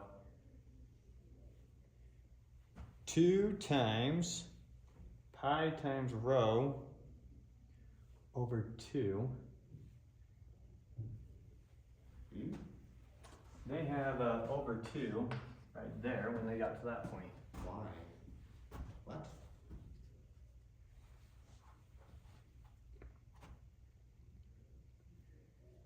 Because they did it a bit different than we did.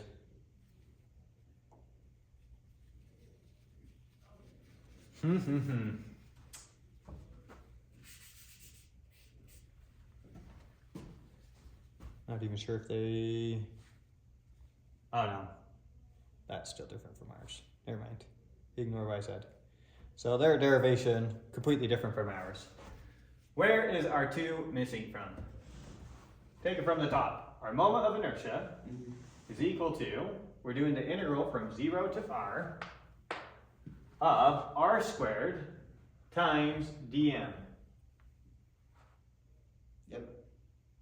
dm is rho Times u. times dv. dv we got is this. Our dv, let's make sure we didn't do anything crazy there. Oh, is that right? I think we need to square this. I thought that too, but no. 'cause But no. It's y squared. So pi y squared dx. Which is right. So that's our dv. Yeah. We got everything there. Going from here to here, we just pulled out the rho, pulled out the pi, we got our 2. Mm-hmm. We got that there, we got the x squared, we got the dx.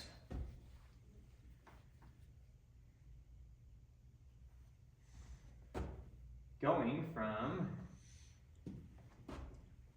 here to here, You just put rho in as m over v. rho is equal to the total mass over the total volume. Mm-hmm. Pies cancel out. The pi's cancel out. The 3/4 goes. Let's just take it from right there and see what happens. You know, the board if you want it. Huh? The board has more room. The Wi-Fi. I have it, I'm going off camera. Pi's cancel out. So coming over here, 4/3, let's put that up. That's 3/4. That's 6/4. Each time to. Yeah, one step at a time to make sure we're not doing anything stupid. Times 2m all over. In the denominator, we have r cubed. Yep. Which is equal to, 6/4. well, 3/2. 3/2, yeah. 3/2 m r cubed Okay. for our coefficient. And then now we integrate. Now the integral of this piece is going to be r to the 5 over 3. Why is that? Oh. And 3/2. So we got 3/2 times m over r cubed times r to the 5 over 3. This just isn't coming out. Minus r to the 5 over 5. 1/3 minus 1/5 is 2/15, right? No. 2/15. Yeah, it's 2/15. 2/15 times 3/2 Is 6/15 divided by 3 is 2/5. huh? 2/15 times 3/2 is 1/5. Is 1/5. And we're supposed to be getting 2/5. Okay. What do you times 2/15? 2/15 times 3/2. 2/15 times 3/2 is 1/5. Yeah. 2/15 times 3/2 is 1/5. 1/5. It's just 3 over 15, 1/5. Still missing a 2 somewhere. I don't know what I'm doing wrong. I'll figure out what I'm doing wrong and I'll explain to you guys next time. I don't want to keep taking all the time with this because we need to go over our last theorem. Did we even do any examples? Those were all examples, right? Oh, we didn't do the book examples. I thought those were all Oh, examples. it's 2:35. I thought that clock was still an hour off. Okay, let's go ahead and take break, and then we'll pick it back up after and get ready to start example problems. Okay, yeah, we did that example. So, let's see. This one was cool. Designing a propeller. I like this one. Okay, let's see. You're designing an airplane propeller that is to run at 2,400 revolutions per minute. So our omega is 2,400 RPM. We need to convert that to radians per second. The forward airspeed of the plane is to be 75 meters per second. So the velocity of our plane is 75 meters per second. That's what we're aiming for. And the speed of the tip of the propeller blade through the air must not exceed 270 meters per second. So we've got this propeller. The propeller is spinning through the air, but the plane's also going forward. And so the total velocity of the tip of the propeller is going to have a spinning speed as well as a speed forward. That's what they mean by the total speed. Right. So the total speed of the tip, I'll call it, the velocity of the tip of the propeller, we want to get it at 270 meters per second, which is 80% the speed of sound. You don't want to go faster than the speed of sound, otherwise your plane gets very loud. If the speed of the propeller tips were greater than this, they would produce a lot of noise. Oh. Okay, A, what is the maximum possible propeller radius? So we want to figure out what is the max radius we can put on this propeller. How big can we make the propeller so that we don't break this as it spins around? Because we know the speed that's going to be spinning around at. We know the motor that we have or whatever. So that's the first thing we're looking for. And then with this radius, what is the acceleration of the propeller tip? So we're looking for the radius, and then we're looking for the acceleration of the tip. Now, the one thing I need to talk about is the velocity of it as it's spinning. I don't know if they have a good variable for that. Here's our picture. Okay, they just call it the velocity tangential to the propeller. So that's our last one, velocity tangential to the propeller, is the first thing that we need to find here. You have 2 VTs. Huh? You have another VT. Oh, shoot.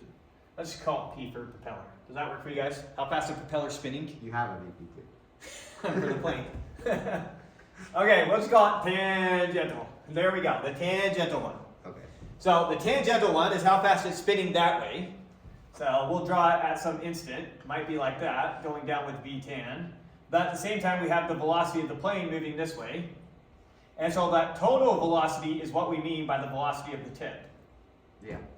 Right? At some instant, that tip might be moving downwards as the propeller's spinning while the plane's going forward, and so it's going to have some total velocity that looks something like that. So I know that Vt squared, the velocity of the tip squared, is equal to the velocity of the tangent squared plus the velocity of the plane squared, right? We're looking for our tangential velocity. So V tan is equal to the square root of this minus this. So Vt squared minus Vp squared, right? How? Just move that to the other side and square root. Oh. Good? Now, Vt tan is also the exact same thing as omega times our radius. That's what your tangential velocity is. Radius times omega, right? Now we're looking for radius. So then radius is just going to be equal to the square root of Vt squared minus Vp squared all over omega, whatever that is. Good? So just plug it all into our calculator. We have the numbers for all those. Oh, we need to get our omega in radians per second. Let's do that first. 2,400, that's revolutions per minute. Times 2 pi over 1. Times 2 pi.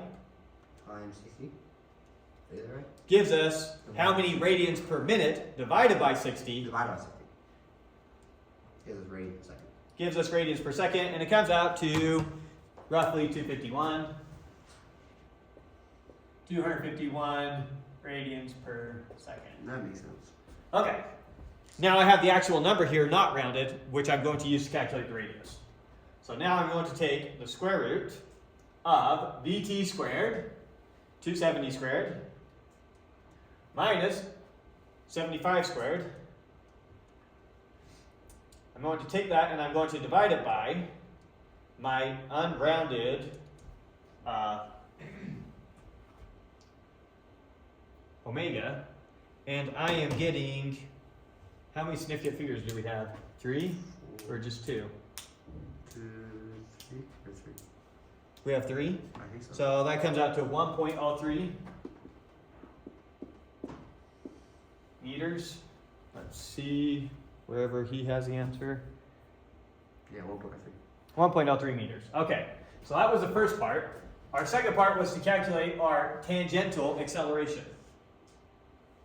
How do we get our, or was it just the tangential acceleration or the total acceleration? I think it says something about. With this radius, what is the acceleration of the propeller tip up? So we got to find both. So the propeller, we're going to have the acceleration of the plane, the acceleration tangential, and that will give us the acceleration of the tip. But it says. Our plane's moving with a constant velocity. Well, the angular speed is constant, so the tangential acceleration has to be 0. Right? Correct. Tangential means how the blade's spinning. Sorry. No. our acceleration of the plane. So the velocity, the acceleration of the tip and the tangential acceleration are going to be one and the same.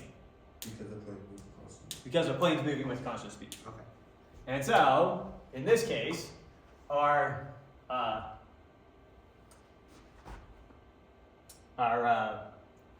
radial acceleration due to spinning, coming all the way back to that equation, we can use the v squared over r, or we can use the omega squared times r. We have a nice square already. So we just barely figured out what omega is. We have it right there, so we can use that one. So 250. our put it somewhere up here. The acceleration of that tip is going to be omega squared r, which is just going to be 251 squared times 1.03. that squared times 1.03, right? our radius, which we're getting 6.52 times 10 to the 4 is probably how they have it. They have it, yeah, 6.5 times 10 to the 4. Times 10 to the 4, and that's going to be meters per second squared. They only have it with 2. They only did 2 significant figures for some reason. I don't know why. Also, is that right? The sentence right below number B, the tangential acceleration a radial. Is that correct? They need to say a radial there. Sorry, where are you looking at? Just under part B. Right there? No, like the sentence underneath that. The tangential acceleration. The tangential acceleration a rad is 0 because we're not. It's not 0. It's 6,600. Oh yes, that is a typo. That should be The 8. tangential acceleration is 0 because it's not accelerating. Our propeller isn't going any faster. It's not speeding up or slowing down, so there's no alpha.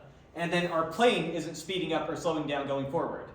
So all the acceleration going into the tip is just in the fact that it's spinning with this constant speed. So that's the typo. So that's a typo. That should be a can is probably what they meant to do. Okay, good. We did that, we did that, we did. Here's another good one for energies.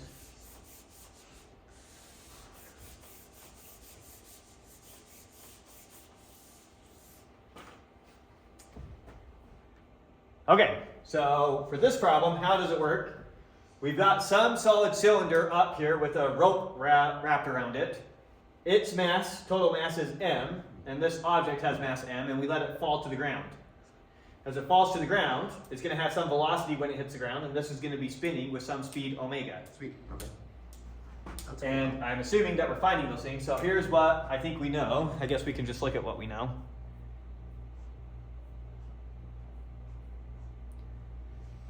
We know mass m, radius r. Okay, so I know my mass, I know my radius, and I think we have to know the h, the height. Oh, we know the mass of the little block, little m. And h, it says it somewhere there. Yeah. Okay.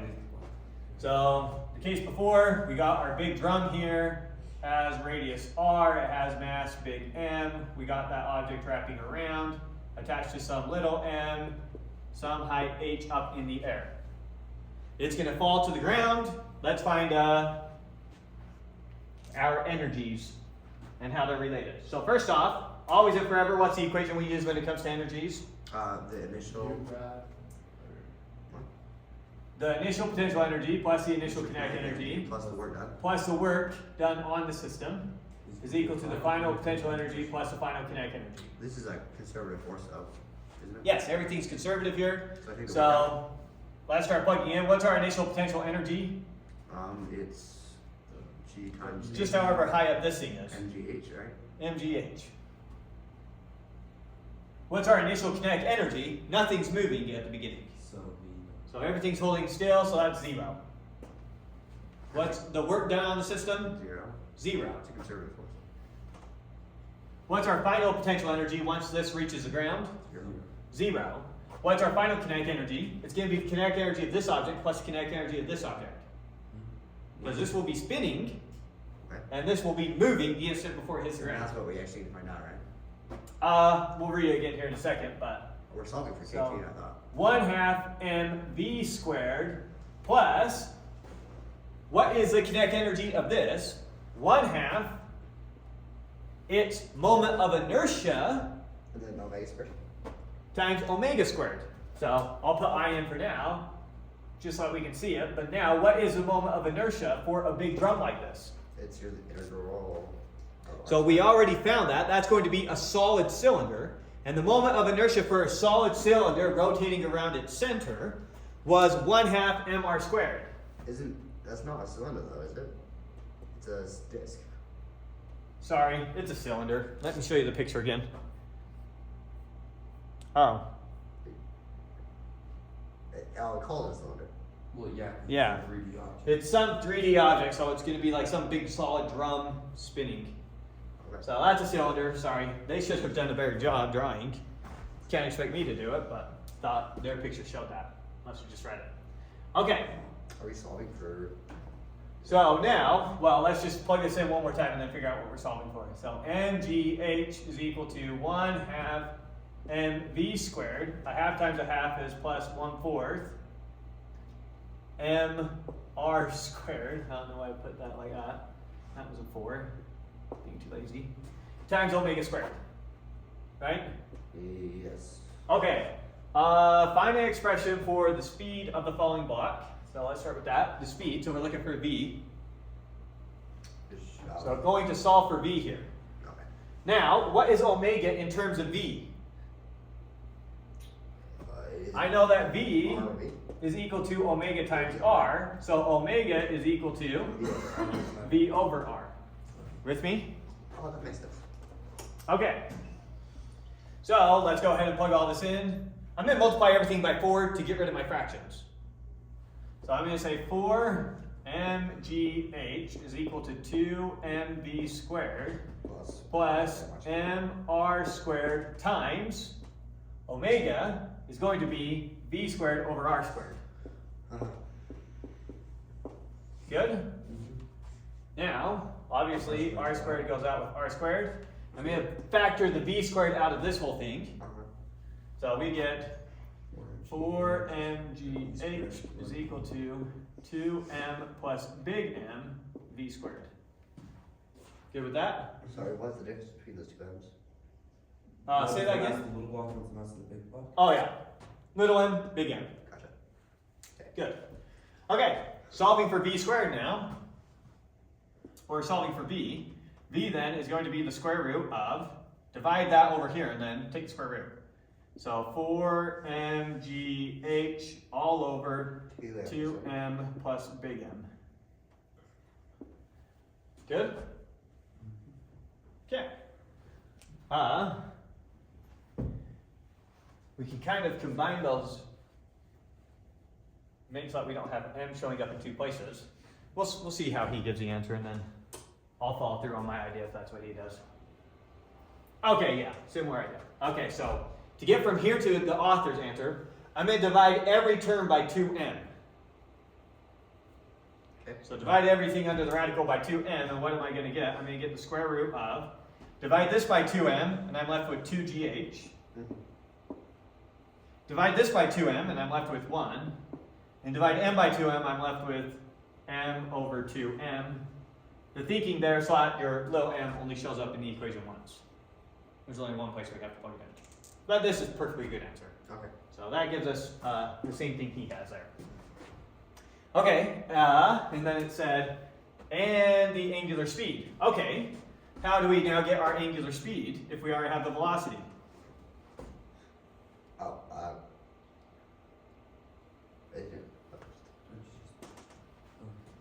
You. oh, Yeah, yeah, you but might- Just divide by r. So now omega is just going to be 1 over r I was thinking. times the square root of 2gh all over 1 plus m over 2m. Good? Cool. Okay, so there's omega. I don't know where he gives that one. Oh, he just says omega equals v over r.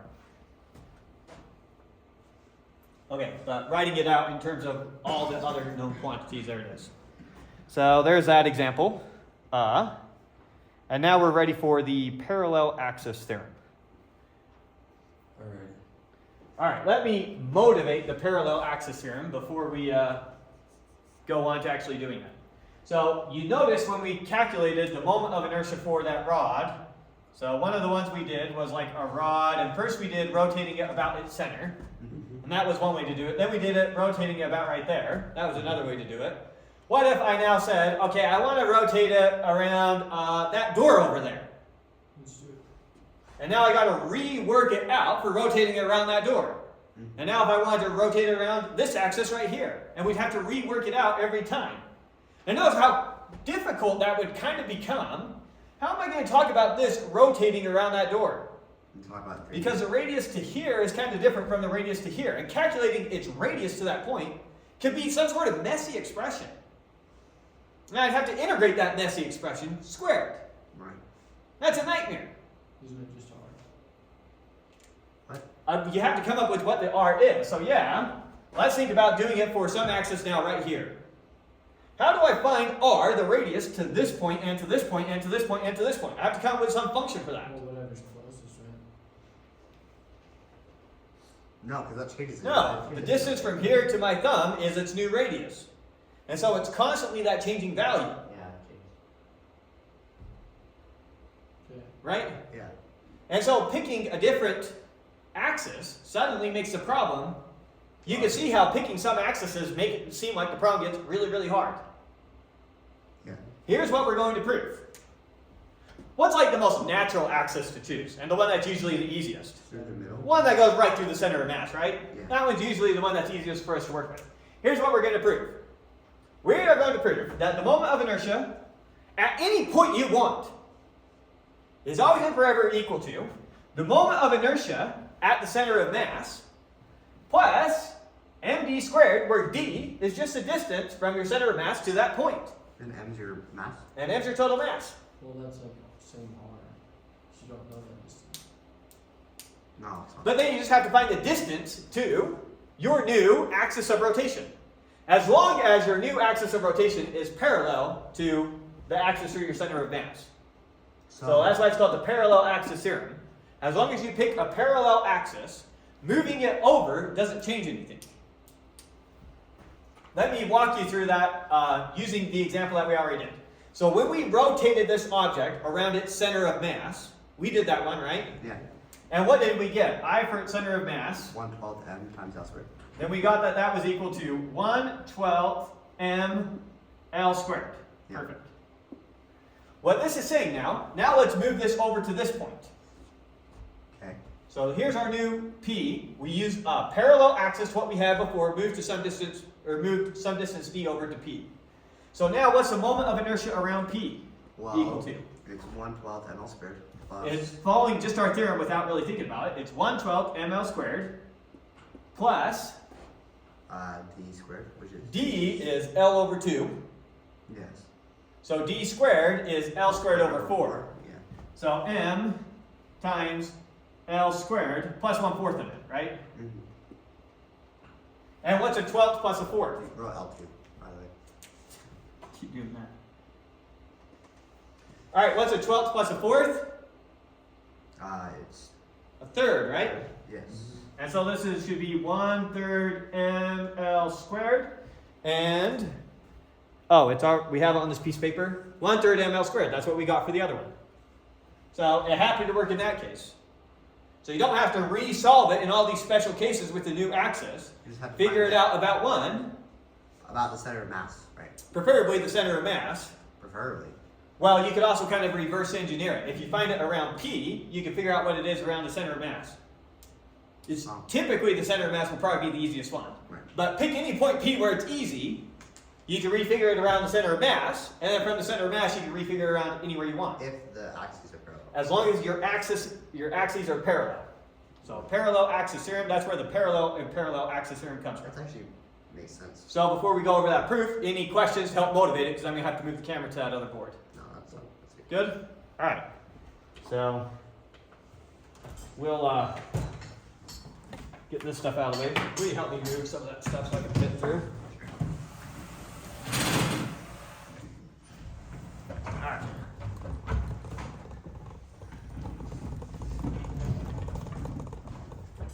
if we can get this done fast enough, hopefully we can do that other problem right. Now we know what we did wrong. Okay, double check. Can you see everything? Yes, yes, yes. Okay. So parallel-axis theorem. Let's actually go over our proof now. Here's what we're proving. The moment of inertia around some point is equal to the moment of inertia around the center of mass plus the mass of the object times d squared, where d is the distance from your center of mass to your point P there. Good? Yeah. Okay. Just a reminder of some equations. This equation right there, that's the distance formula. Yes. Gives you the distance between 2 points, x1, y1, x2, y2. Just comes from the Pythagorean theorem. Another little piece of notation, the sum of all the masses of an object is what we mean by big M. Okay. So that's what that big M there is it's the mass of the entire object. And then finally, remind ourselves of how we get the center of mass in a particular coordinate. So what's our center of mass in the x direction? M1 times x1 plus M2 times x2, plus Mn times xn. All divided by M. All that ringing a bell? That was homework last week. Okay, so I'm going to assume that I've got some weird blob here. The blue thing is our object. Okay. This mass is not necessarily uniformly distributed, so maybe its center of mass is right there. Who knows? Oh, this works for any mass? This works for whatever the object is. Okay. We're not going to assume anything special like that. It has to be rigid though, right? Yes. Sorry, what? Doesn't have to be rigid. Yes, rigid body. So things aren't happening as it rotates. Okay, so first thing I'm going to do is I'm going to pick my x and y axis so that they go through the center of mass. So center of mass is going to be my origin. Because center of mass has to be at one point and one point only, right? Yes. Yes. And I'm going to say that the point that we care about, P, I'm going to call its coordinates AB, whatever that point P is. So here's the center of mass axis coming out of the board like that. We're going to move it over to P coming out of the whiteboard like that. So that they're parallel to each other. Okay, so that's what IP is going to be, rotating around this point. ICM is going to be around this point. Okay. Everything make sense so far? Okay. So 1, choose x and y axis such that the center of mass is at the origin point 0, 0. Okay, 2, let P be any point.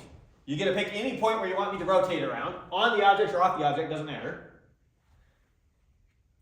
And let AB be its coordinates in whatever our reference frame is that we chose, our coordinate system.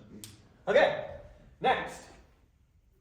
D then is going to be a squared plus b squared under the radical, just the distance from our center of mass to there. What's D? It's x squared plus y squared under the radical. Just making that right triangle. Good? And note, what do we mean by the moment of inertia around P? What exactly does that mean? That means the sum of all the masses times their distance from point P squared. So R sub I is going to be M sub I's distance from P. So I did that in orange to help us. So if I'm calculating your moment of inertia around this point, I need to pick all our little masses M sub I and multiply it by their distance from P squared. That's just a definition of moment of inertia at point P. We did so far, we understand what the little m sub I is. That's all our infinitely many masses. And the little r sub I is how far it is from the new point that we're rotating it around. Could we also use the integral definition of that, or no? We're just going to do it breaking it up into finitely many sums. Is there a reason for that? Yeah, because we defined this in terms of finitely many sums. Okay. Makes sense. Okay, so now, for any point mi that we choose, it's going to have coordinates x sub I and y sub I. So let x sub I, y sub I be the coordinates of m sub I, and then observe what is r sub I. It is the distance between m sub I and the point P. This is the point P right here. At coordinates AB. What is this distance? Just using the distance formula. It's the x coordinate of this minus the x coordinate of this squared, plus the y coordinate of this minus the y coordinate of that squared. That's what each little r sub I is going to be for every r sub I. Yeah. So anytime you pick an r sub I, or for anytime you pick a mass, it has its r sub I, and its r sub I can be calculated using the x, y, and the a and the b. We good so far? Everyone good up to here? Okay.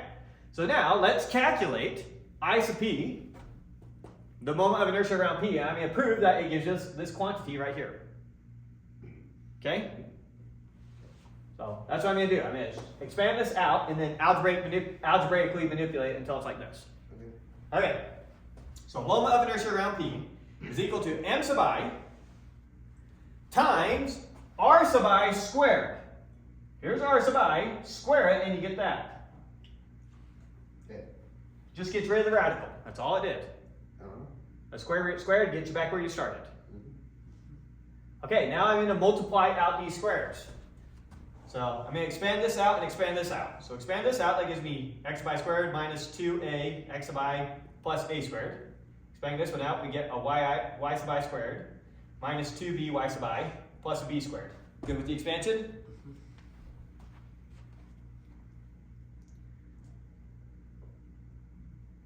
Good? Okay. Now going from here to here, I'm just reordering terms.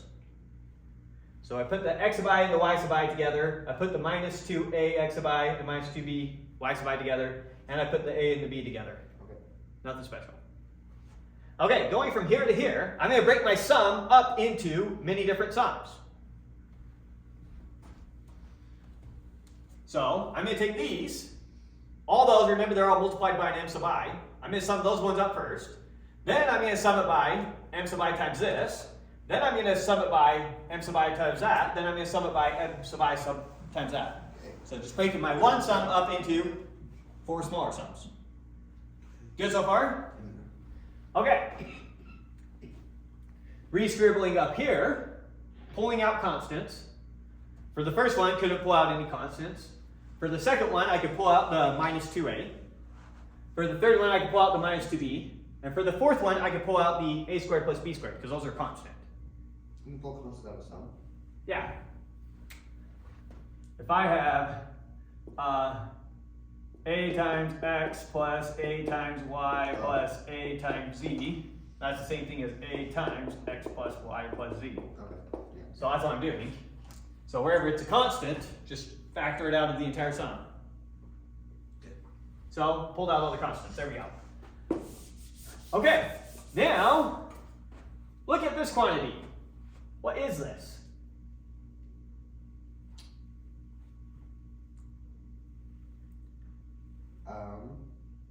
It's r.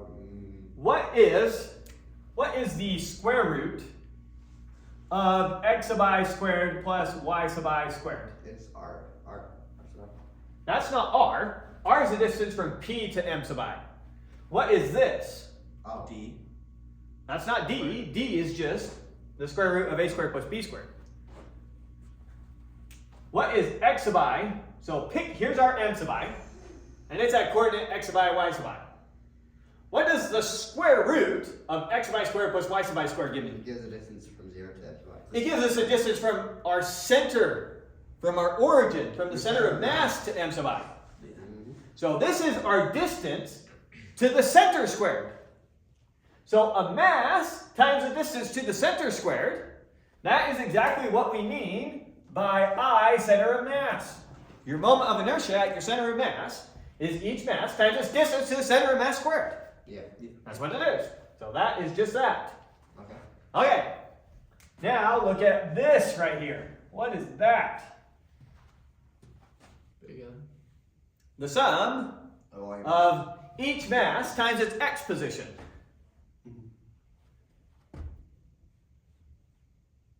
From the center of mass. What is the center of mass using that notation?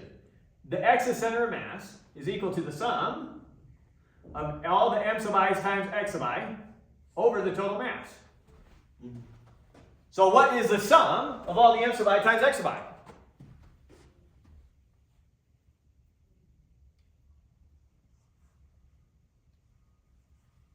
Solve for just this portion. What do you get? What? You get m times center of mass. You get m times x's center of mass. So this is going to be minus 2a times m times x's center of mass. Oh, I see. What is X's center of mass? 0, 0. 0. So that term is going to be 0. Similarly here, we get minus 2b times m times y center of mass, Which is also 0. which is also 0. And then finally we get plus, what is a squared plus b squared squared? Just, it's d squared. It's just d squared. Square that, plus d squared times, what's the sum of all the masses? Your mass. Yeah. Big M.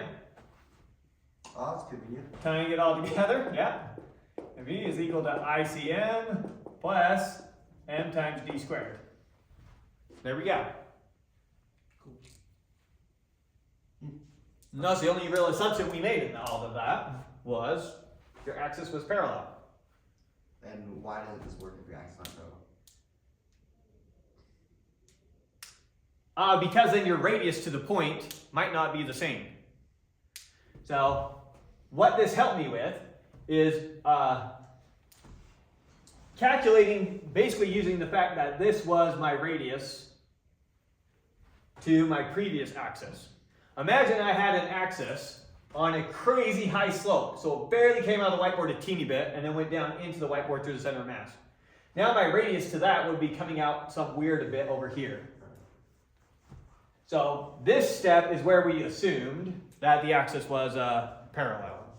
So otherwise, we just don't have a way of talking about its distance to the axis. We have to know information now about the axis. Okay. That makes sense. So shockingly simple. Yeah, There it that's- is. That's cool. Okay, now let's go back and fix what we did on that previous problem. Can't believe I did it so bad. Okay, so we've got our sphere here, right? Mhm.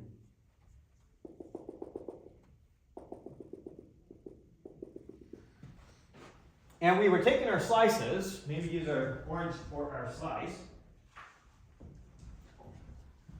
Before, what was our mistake? Our mistake is we were rotating this way and taking our slices like this and assuming that the radius of our slice was fixed. But when you think about that as an actual two-dimensional circle, then the radius from the axis to the edge is actually going to be bigger than it is to just the center. So that was a broken way to think about it. So I'm going to, this time, rotate it this way, keeping our slices this way. Or if I wanted to rotate that way, take my slices this way. Wait, isn't the same? It's not the same. Now, what I'm going to do is I'm going to calculate the little moment of inertia of each one of these things spinning around this axis, each little disk, and add up all those moments of inertia to get my total moment of inertia. Okay. So I'm going to calculate d sub I being an infinitesimal moment of inertia, and I'm going to think about my moment of inertia in this case as just being the integral of all those infinitesimally many small moments of inertia. Okay. Okay, so let's focus on one of these little d sub i's. Okay. What is the moment of inertia now for that little disk? We did it before.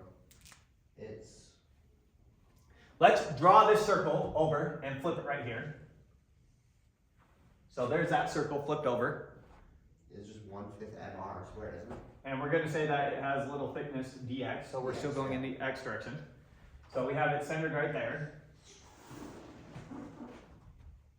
And now, finding the moment of inertia of that thing, what do we need to do? We need to take each little mass and have it rotated.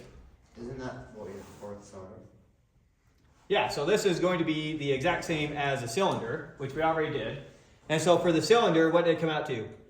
1/2 mr², right? For when it's solid. I erased them both to give us more space. Is that 1/5 or something else? Yeah, the 1/5 is the number we kept getting to pop up when it should have been 2/5. 1/2 m. It's Yeah. 1/2 then? 1/2 mr². 1/2 mr² is going to be for a solid cylinder. Yes. So for this solid cylinder right here, sorry, I said a little square is going to be a dm. It's going to be dx. The mass of this whole thing is going to be a dm. Yeah. the mass of that whole thing. And so di here is going to be equal to 1/2 the mass of that little slice, dm, times R squared. r squared. Now what is the r in this case? It's your, It's the radius of our disk here. which changes as So the it's distance. our y, just like before. Yes. Y squared. But Well, the radius is y, so we know that y squared is going to equal, our big R is over here. Y squared is going to equal r squared minus x squared, just like we had before. Okay. It's going to be very close to what we had before, which is why we got such a close answer. You can substitute that straight in. Okay. So times r squared is what you're saying, right? Yeah, times R squared minus R squared. Good so far? Do we have our dx in there? No, we still have a dm. We need to rewrite dm in terms of dx. So we're still going to have to use the same trick that we had before, which is that mass over volume. Is equal to Should dm we over dx. write it all the way out this time? 4/3. We'll keep it b for now. Mass over volume is equal to dm over dv. So we're going to have to use that fact. And now we're going to have to express the volume in terms of dx. So what's the volume of one of those little cylinders? What's our dv? 4/3 pi r cubed. So it's, No, for one of these little cylinders. yeah, it's just. Area of the base times the height. Oh, sorry, I thought I heard it. Oh. Okay, you were saying it wrong. Okay. So that's going to be, what's the area of the base? Pi r squared Pi r squared. times dm. Or p. So yeah. pi r squared, you with me still? Yes. Times the height is what? Yes. Perfect. And so that's how we're going to do it. We're going to rewrite dm in terms of dx, and then we're going to write dm in terms of dv, and then dv in terms of dx. So I think we're ready to start writing this out. Okay. Okay, so it's the integral of all the di's, which is going to be equal to the integral of, what is 1 di? It's going to be 1/2 Pi. r squared minus x squared times dm. I'm really quick going to write as, I'm not going to do my dv substitution yet. So move that over, we'll still use rho for m over v times dv. So far, no mistakes, right? 1/2 r squared Oh. times dm. 1/2 r squared times dm. So far, so good, right? Wait, what's our dm again? 0. Our dm I got from here. So let me, from this, we get that dm is equal to rho, mass over volume, times dv. Gotcha. And that's the substitution for dm. Okay. Good so far? Yeah. Let's do this nice carefully, no more mistakes. Okay, so what's this equal to? I'm assuming the blue shows up there on camera. This is equal to, we can pull out the 1/2 rho, right? Yeah. Times the integral. We'll think about our bounds here in a sec, but for now just leave it off so I don't have to keep writing them. We have r squared minus x squared. Now dv is this. So we have another r squared minus x squared, so that's going to be squared. We have a pi, put that out front. And we have a dx instead of a dv. No mistakes, right? Yes, I think so. Okay. Last thing, I'm just going to plug our bounds in now. Our bounds, we can go from 0 to r, or from negative r to r. I'm going to go from 0 to r and double it. Okay. In theory, this should work. 0 to r and double it to get rid of the 2. Okay. All right. We're cooking now. Okay, let's rewrite that now.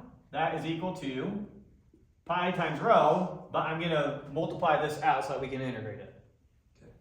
So times our integral from 0 to r of r squared times r squared is going to be R to 4. r to the 4 minus 2 r squared x squared plus x to the 4 all times dx. Make sure all my signs are good. I think we're good, right? Okay, so now let's go ahead and integrate that. This is going to be pi times rho times, integrating this, we're going to get r4 dx minus, going to be super careful this time. 2 is going to become a 3. Why did I put the dx there? That should be R5, by the way. I'm not going to plug in yet. So, Oh, going to track all our x's to make sure I don't screw anything up yet. So, minus, replacing the 2 with a 3 and bring the 3 down. So, minus 2/3 r squared x cubed plus, I'll write 1/5, x to the 5, evaluated from 0 to r. Supposedly that's all correct, right? Okay, so now this is equal to, do we dare replace our rho now? Sure. So we'll do pi times mass over volume. What's the volume of our sphere? 4/3 pi. 4/3 pi r cubed. Okay, there's that. Times, plugging in here, we get r to the 5 minus 2/3 r to the 5 plus 1/5 r to the 5. Let's think about that in terms of 15ths. 15 15ths minus 10 15ths is 5 15ths plus 3 15ths is 8 15ths. So supposedly this is equal to, cancel out the pi top and bottom, and I'm going to bring the 3/4 as 4/3, or So 4/3 is 3/4. you know what I meant, I just Yeah. said it wrong, times m over r cubed times, when we add all those up, what did we get? 8. Was it 8 15ths times r to the 5, right?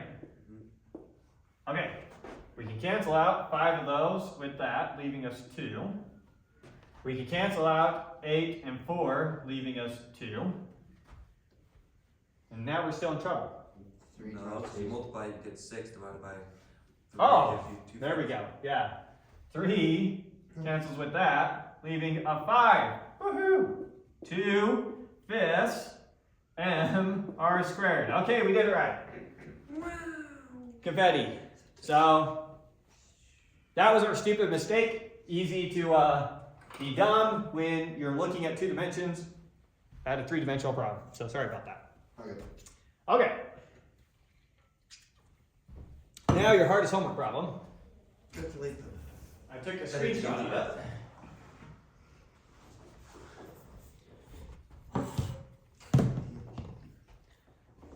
I'll probably make that like a test problem. I think that's a cool one. That's cool. But it was 9.99 if I remember right. Where are you? Okay, so for our last one,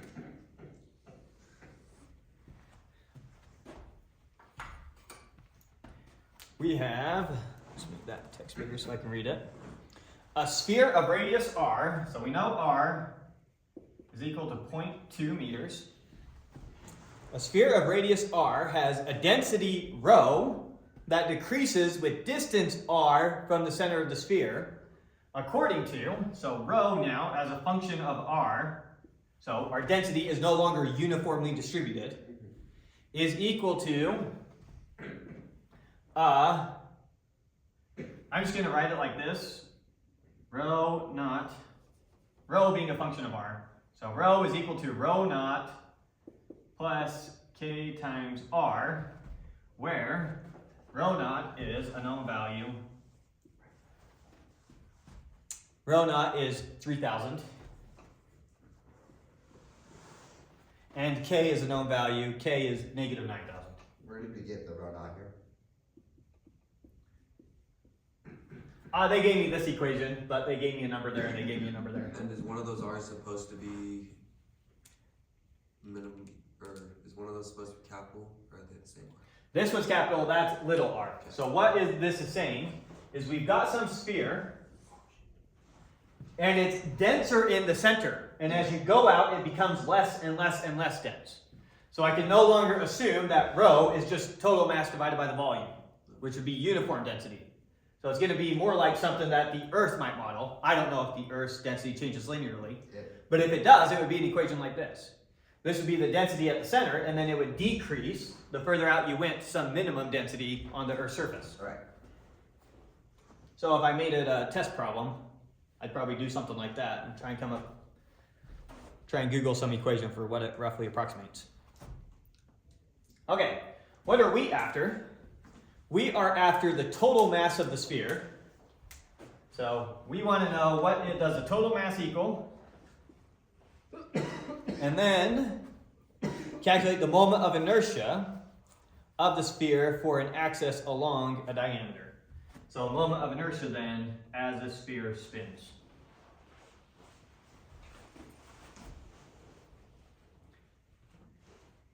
Good? Okay. So, let's think how I want to do this one. Let me get my chair.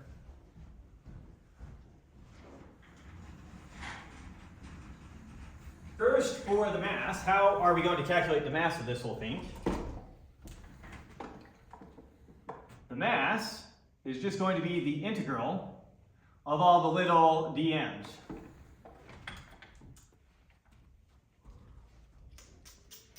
So I need to come up with a way of integrating to get that. So I think what I'm going to use this time is spherical shells. So I'm going to imagine that the sphere is like an onion.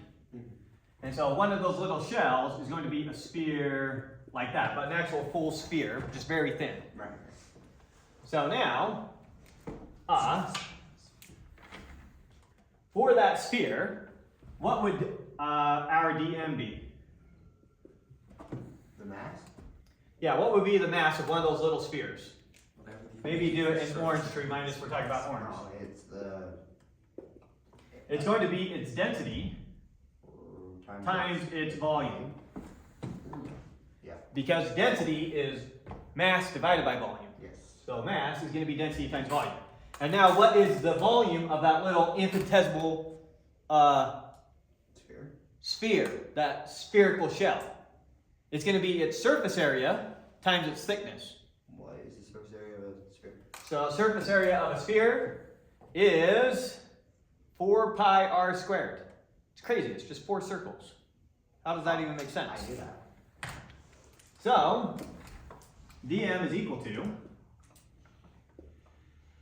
rho times 4 pi r squared times a thickness. And the thickness we'll call dr, and we'll call this we'll take our integral in the r direction. So we'll call this the r axis.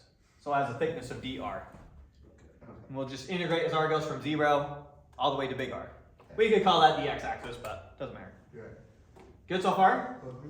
Okay, so now our mass then is going to be the integral of this dm. So that is going to be the integral of, we're going to do our radius from 0 to big R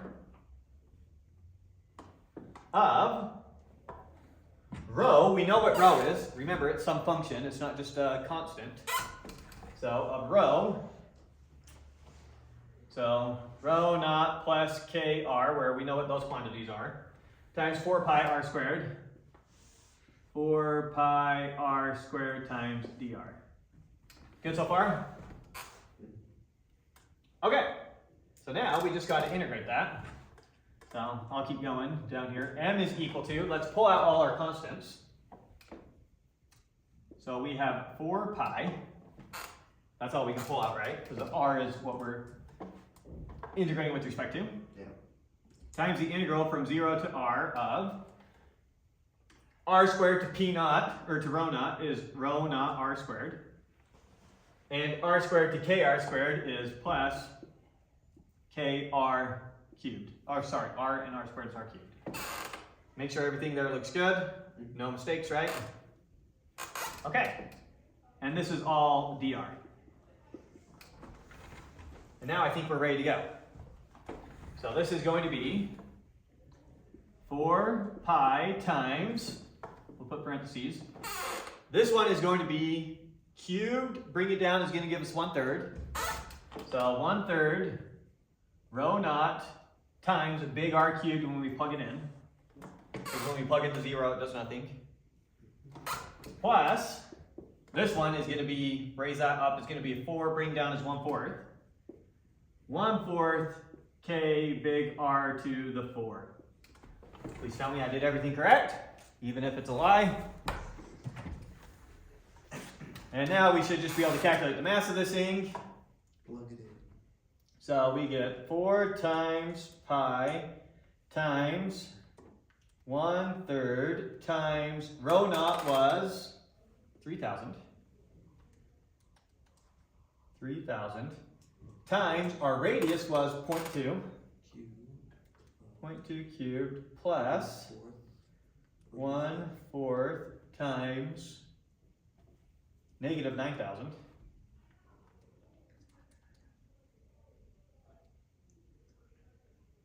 times 0.2 to the 4.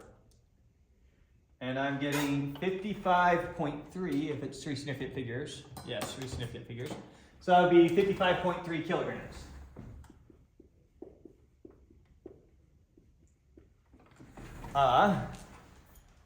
Let me check really quick because I took a picture of the answer. 55.3 kilograms. Okay, so we did that correct.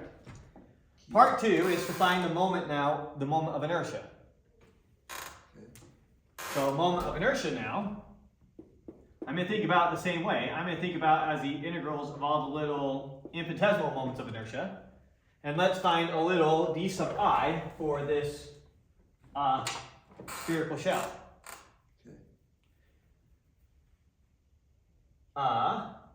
What is the moment of inertia for one of these spherical shells? All the mass is going to be radius r away. So d sub I, some infinitesimal moment of inertia, is just going to be what? dm times r squared. Make sense? Because all the mass of a cylindrical shell is exactly r away. I said cylindrical shell, a spherical shell. Yeah. Spherical shell, not cylinder. Make sure I say everything correctly. So that all makes sense? Where once again, dm is still this quantity, that didn't change. Yeah. So we know dm in terms of dr. So this is going to be equal to, I'm going to do my integral the exact same way from 0 to big R. But now, what do we have? You have p times Rho. times 4 pi r to the 4 times dr. Alright, one step at a time. So we have rho times 4 pi r squared times dr times r squared. r squared. That makes sense? Alright, let's combine our r's and plot our constants. So this is the integral from 0 to r. Oh, plot the constants. 4 pi. 4 pi, same as before. 4 pi times the integral from 0 to r of, let's even distribute as we go. So p naught r to the 4, or rho naught r to the 4, sorry, keep calling it p, plus k times r to the 5, all dr. Does that all make sense? Didn't miss anything? So now that is going to be equal to 4 pi times, raising r up, we get r to the 5, bring down to 1/5. Yep. So 1/5 rho naught times R to the 5. big R now to the 5 because we're plugging in.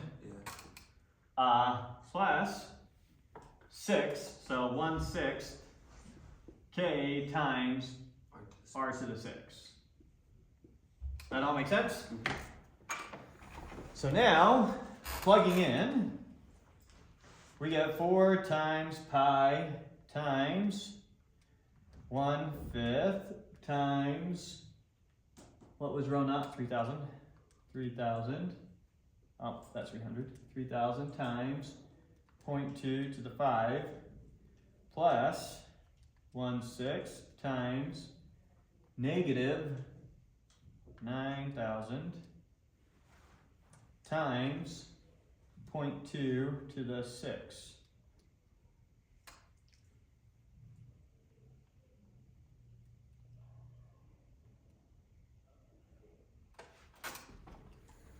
Okay. And I got 1.206, which is not what they have. Did you times that by 4 pi? So they have 0.8, I have 1.2, and so I'm off by something small. 4 pi 1/5, 3,000, 0.2 to the 5, plus 1/6, negative 9,000, 0.2 to the 6.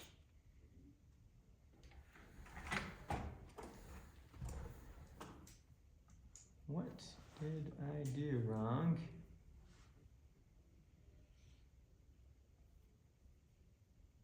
Are you sure your 4 pi is being applied to the entire thing? And not just to the 1/5? Yeah, did you get your parentheses right?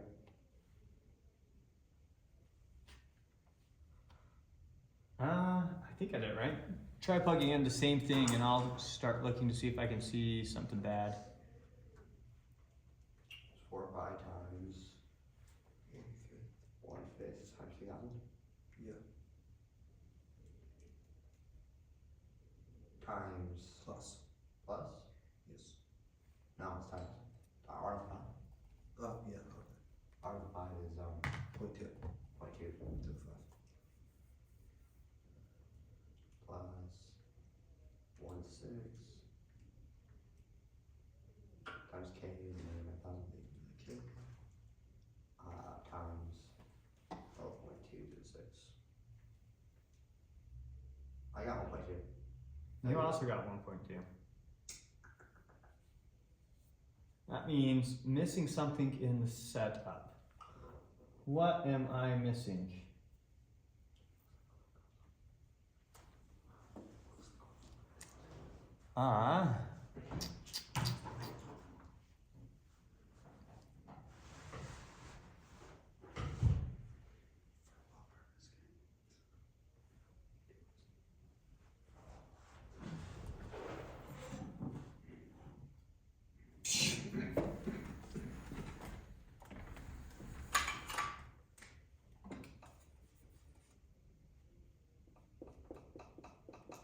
We didn't look up that value, we just used dm times r squared. So for a spherical shell, when it's extremely thin, since we didn't derive that one, then the moment of inertia is 2/3. It is? Yes. Why? And the reason why, again, problem with just thinking about it in 2 dimensions, all the mass is not sitting the radius away. As it curves in, it comes back towards the axis. Or think about rotating around a point rather than think about rotating around an axis. So it doesn't all stop. Oh. It's so obvious when you stop and think. Yeah. Okay, so we were missing a 2/3, which we could have factored out all the way. So that would have made this. So we should have had a 2/3 there, which would have made this an 8/3, which would have made this an 8/3. But essentially, take 2/3 times the answer we were getting. Oh my goodness, I just deleted it.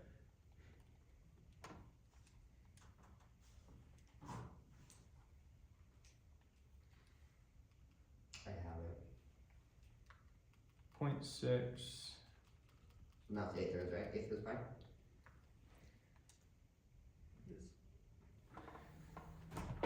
You still have the number? It is 0.8. 0.8. And the answer is 0.804. Yes. 0.804. Okay. So there's the answer to that. All right, there you go. There's your hardest problem. Will really help when you're doing these to actually make sure you visualize it correctly, all 3 dimensions, and think about if the radius is staying consistent for whatever it is you chose. And if it's not, then you have to use that table to help you. odds are, whatever the problem is, you'll be able to solve using that table. Okay, Okay. so we solved everything. We don't have time to do the last one I wanted to do for you. Well, Sugar. Yeah, we'll call it there. We have time. Sounds like a good way to start. You want to do it? Yeah, I want to do it. I need to do it. It's a harder one that you guys won't have to do. I was gonna do it because you know how you were thinking like a double integral being the counterpart to a partial derivative. I was gonna do one of the rectangular ones which does a double integral. I don't know if we have the time to do it. I don't know. Yeah, try to do that. Yeah, so never mind. Sorry. It's fine. Maybe if we have time at the end of next week, I can do it for you. Which problem was it? Hey,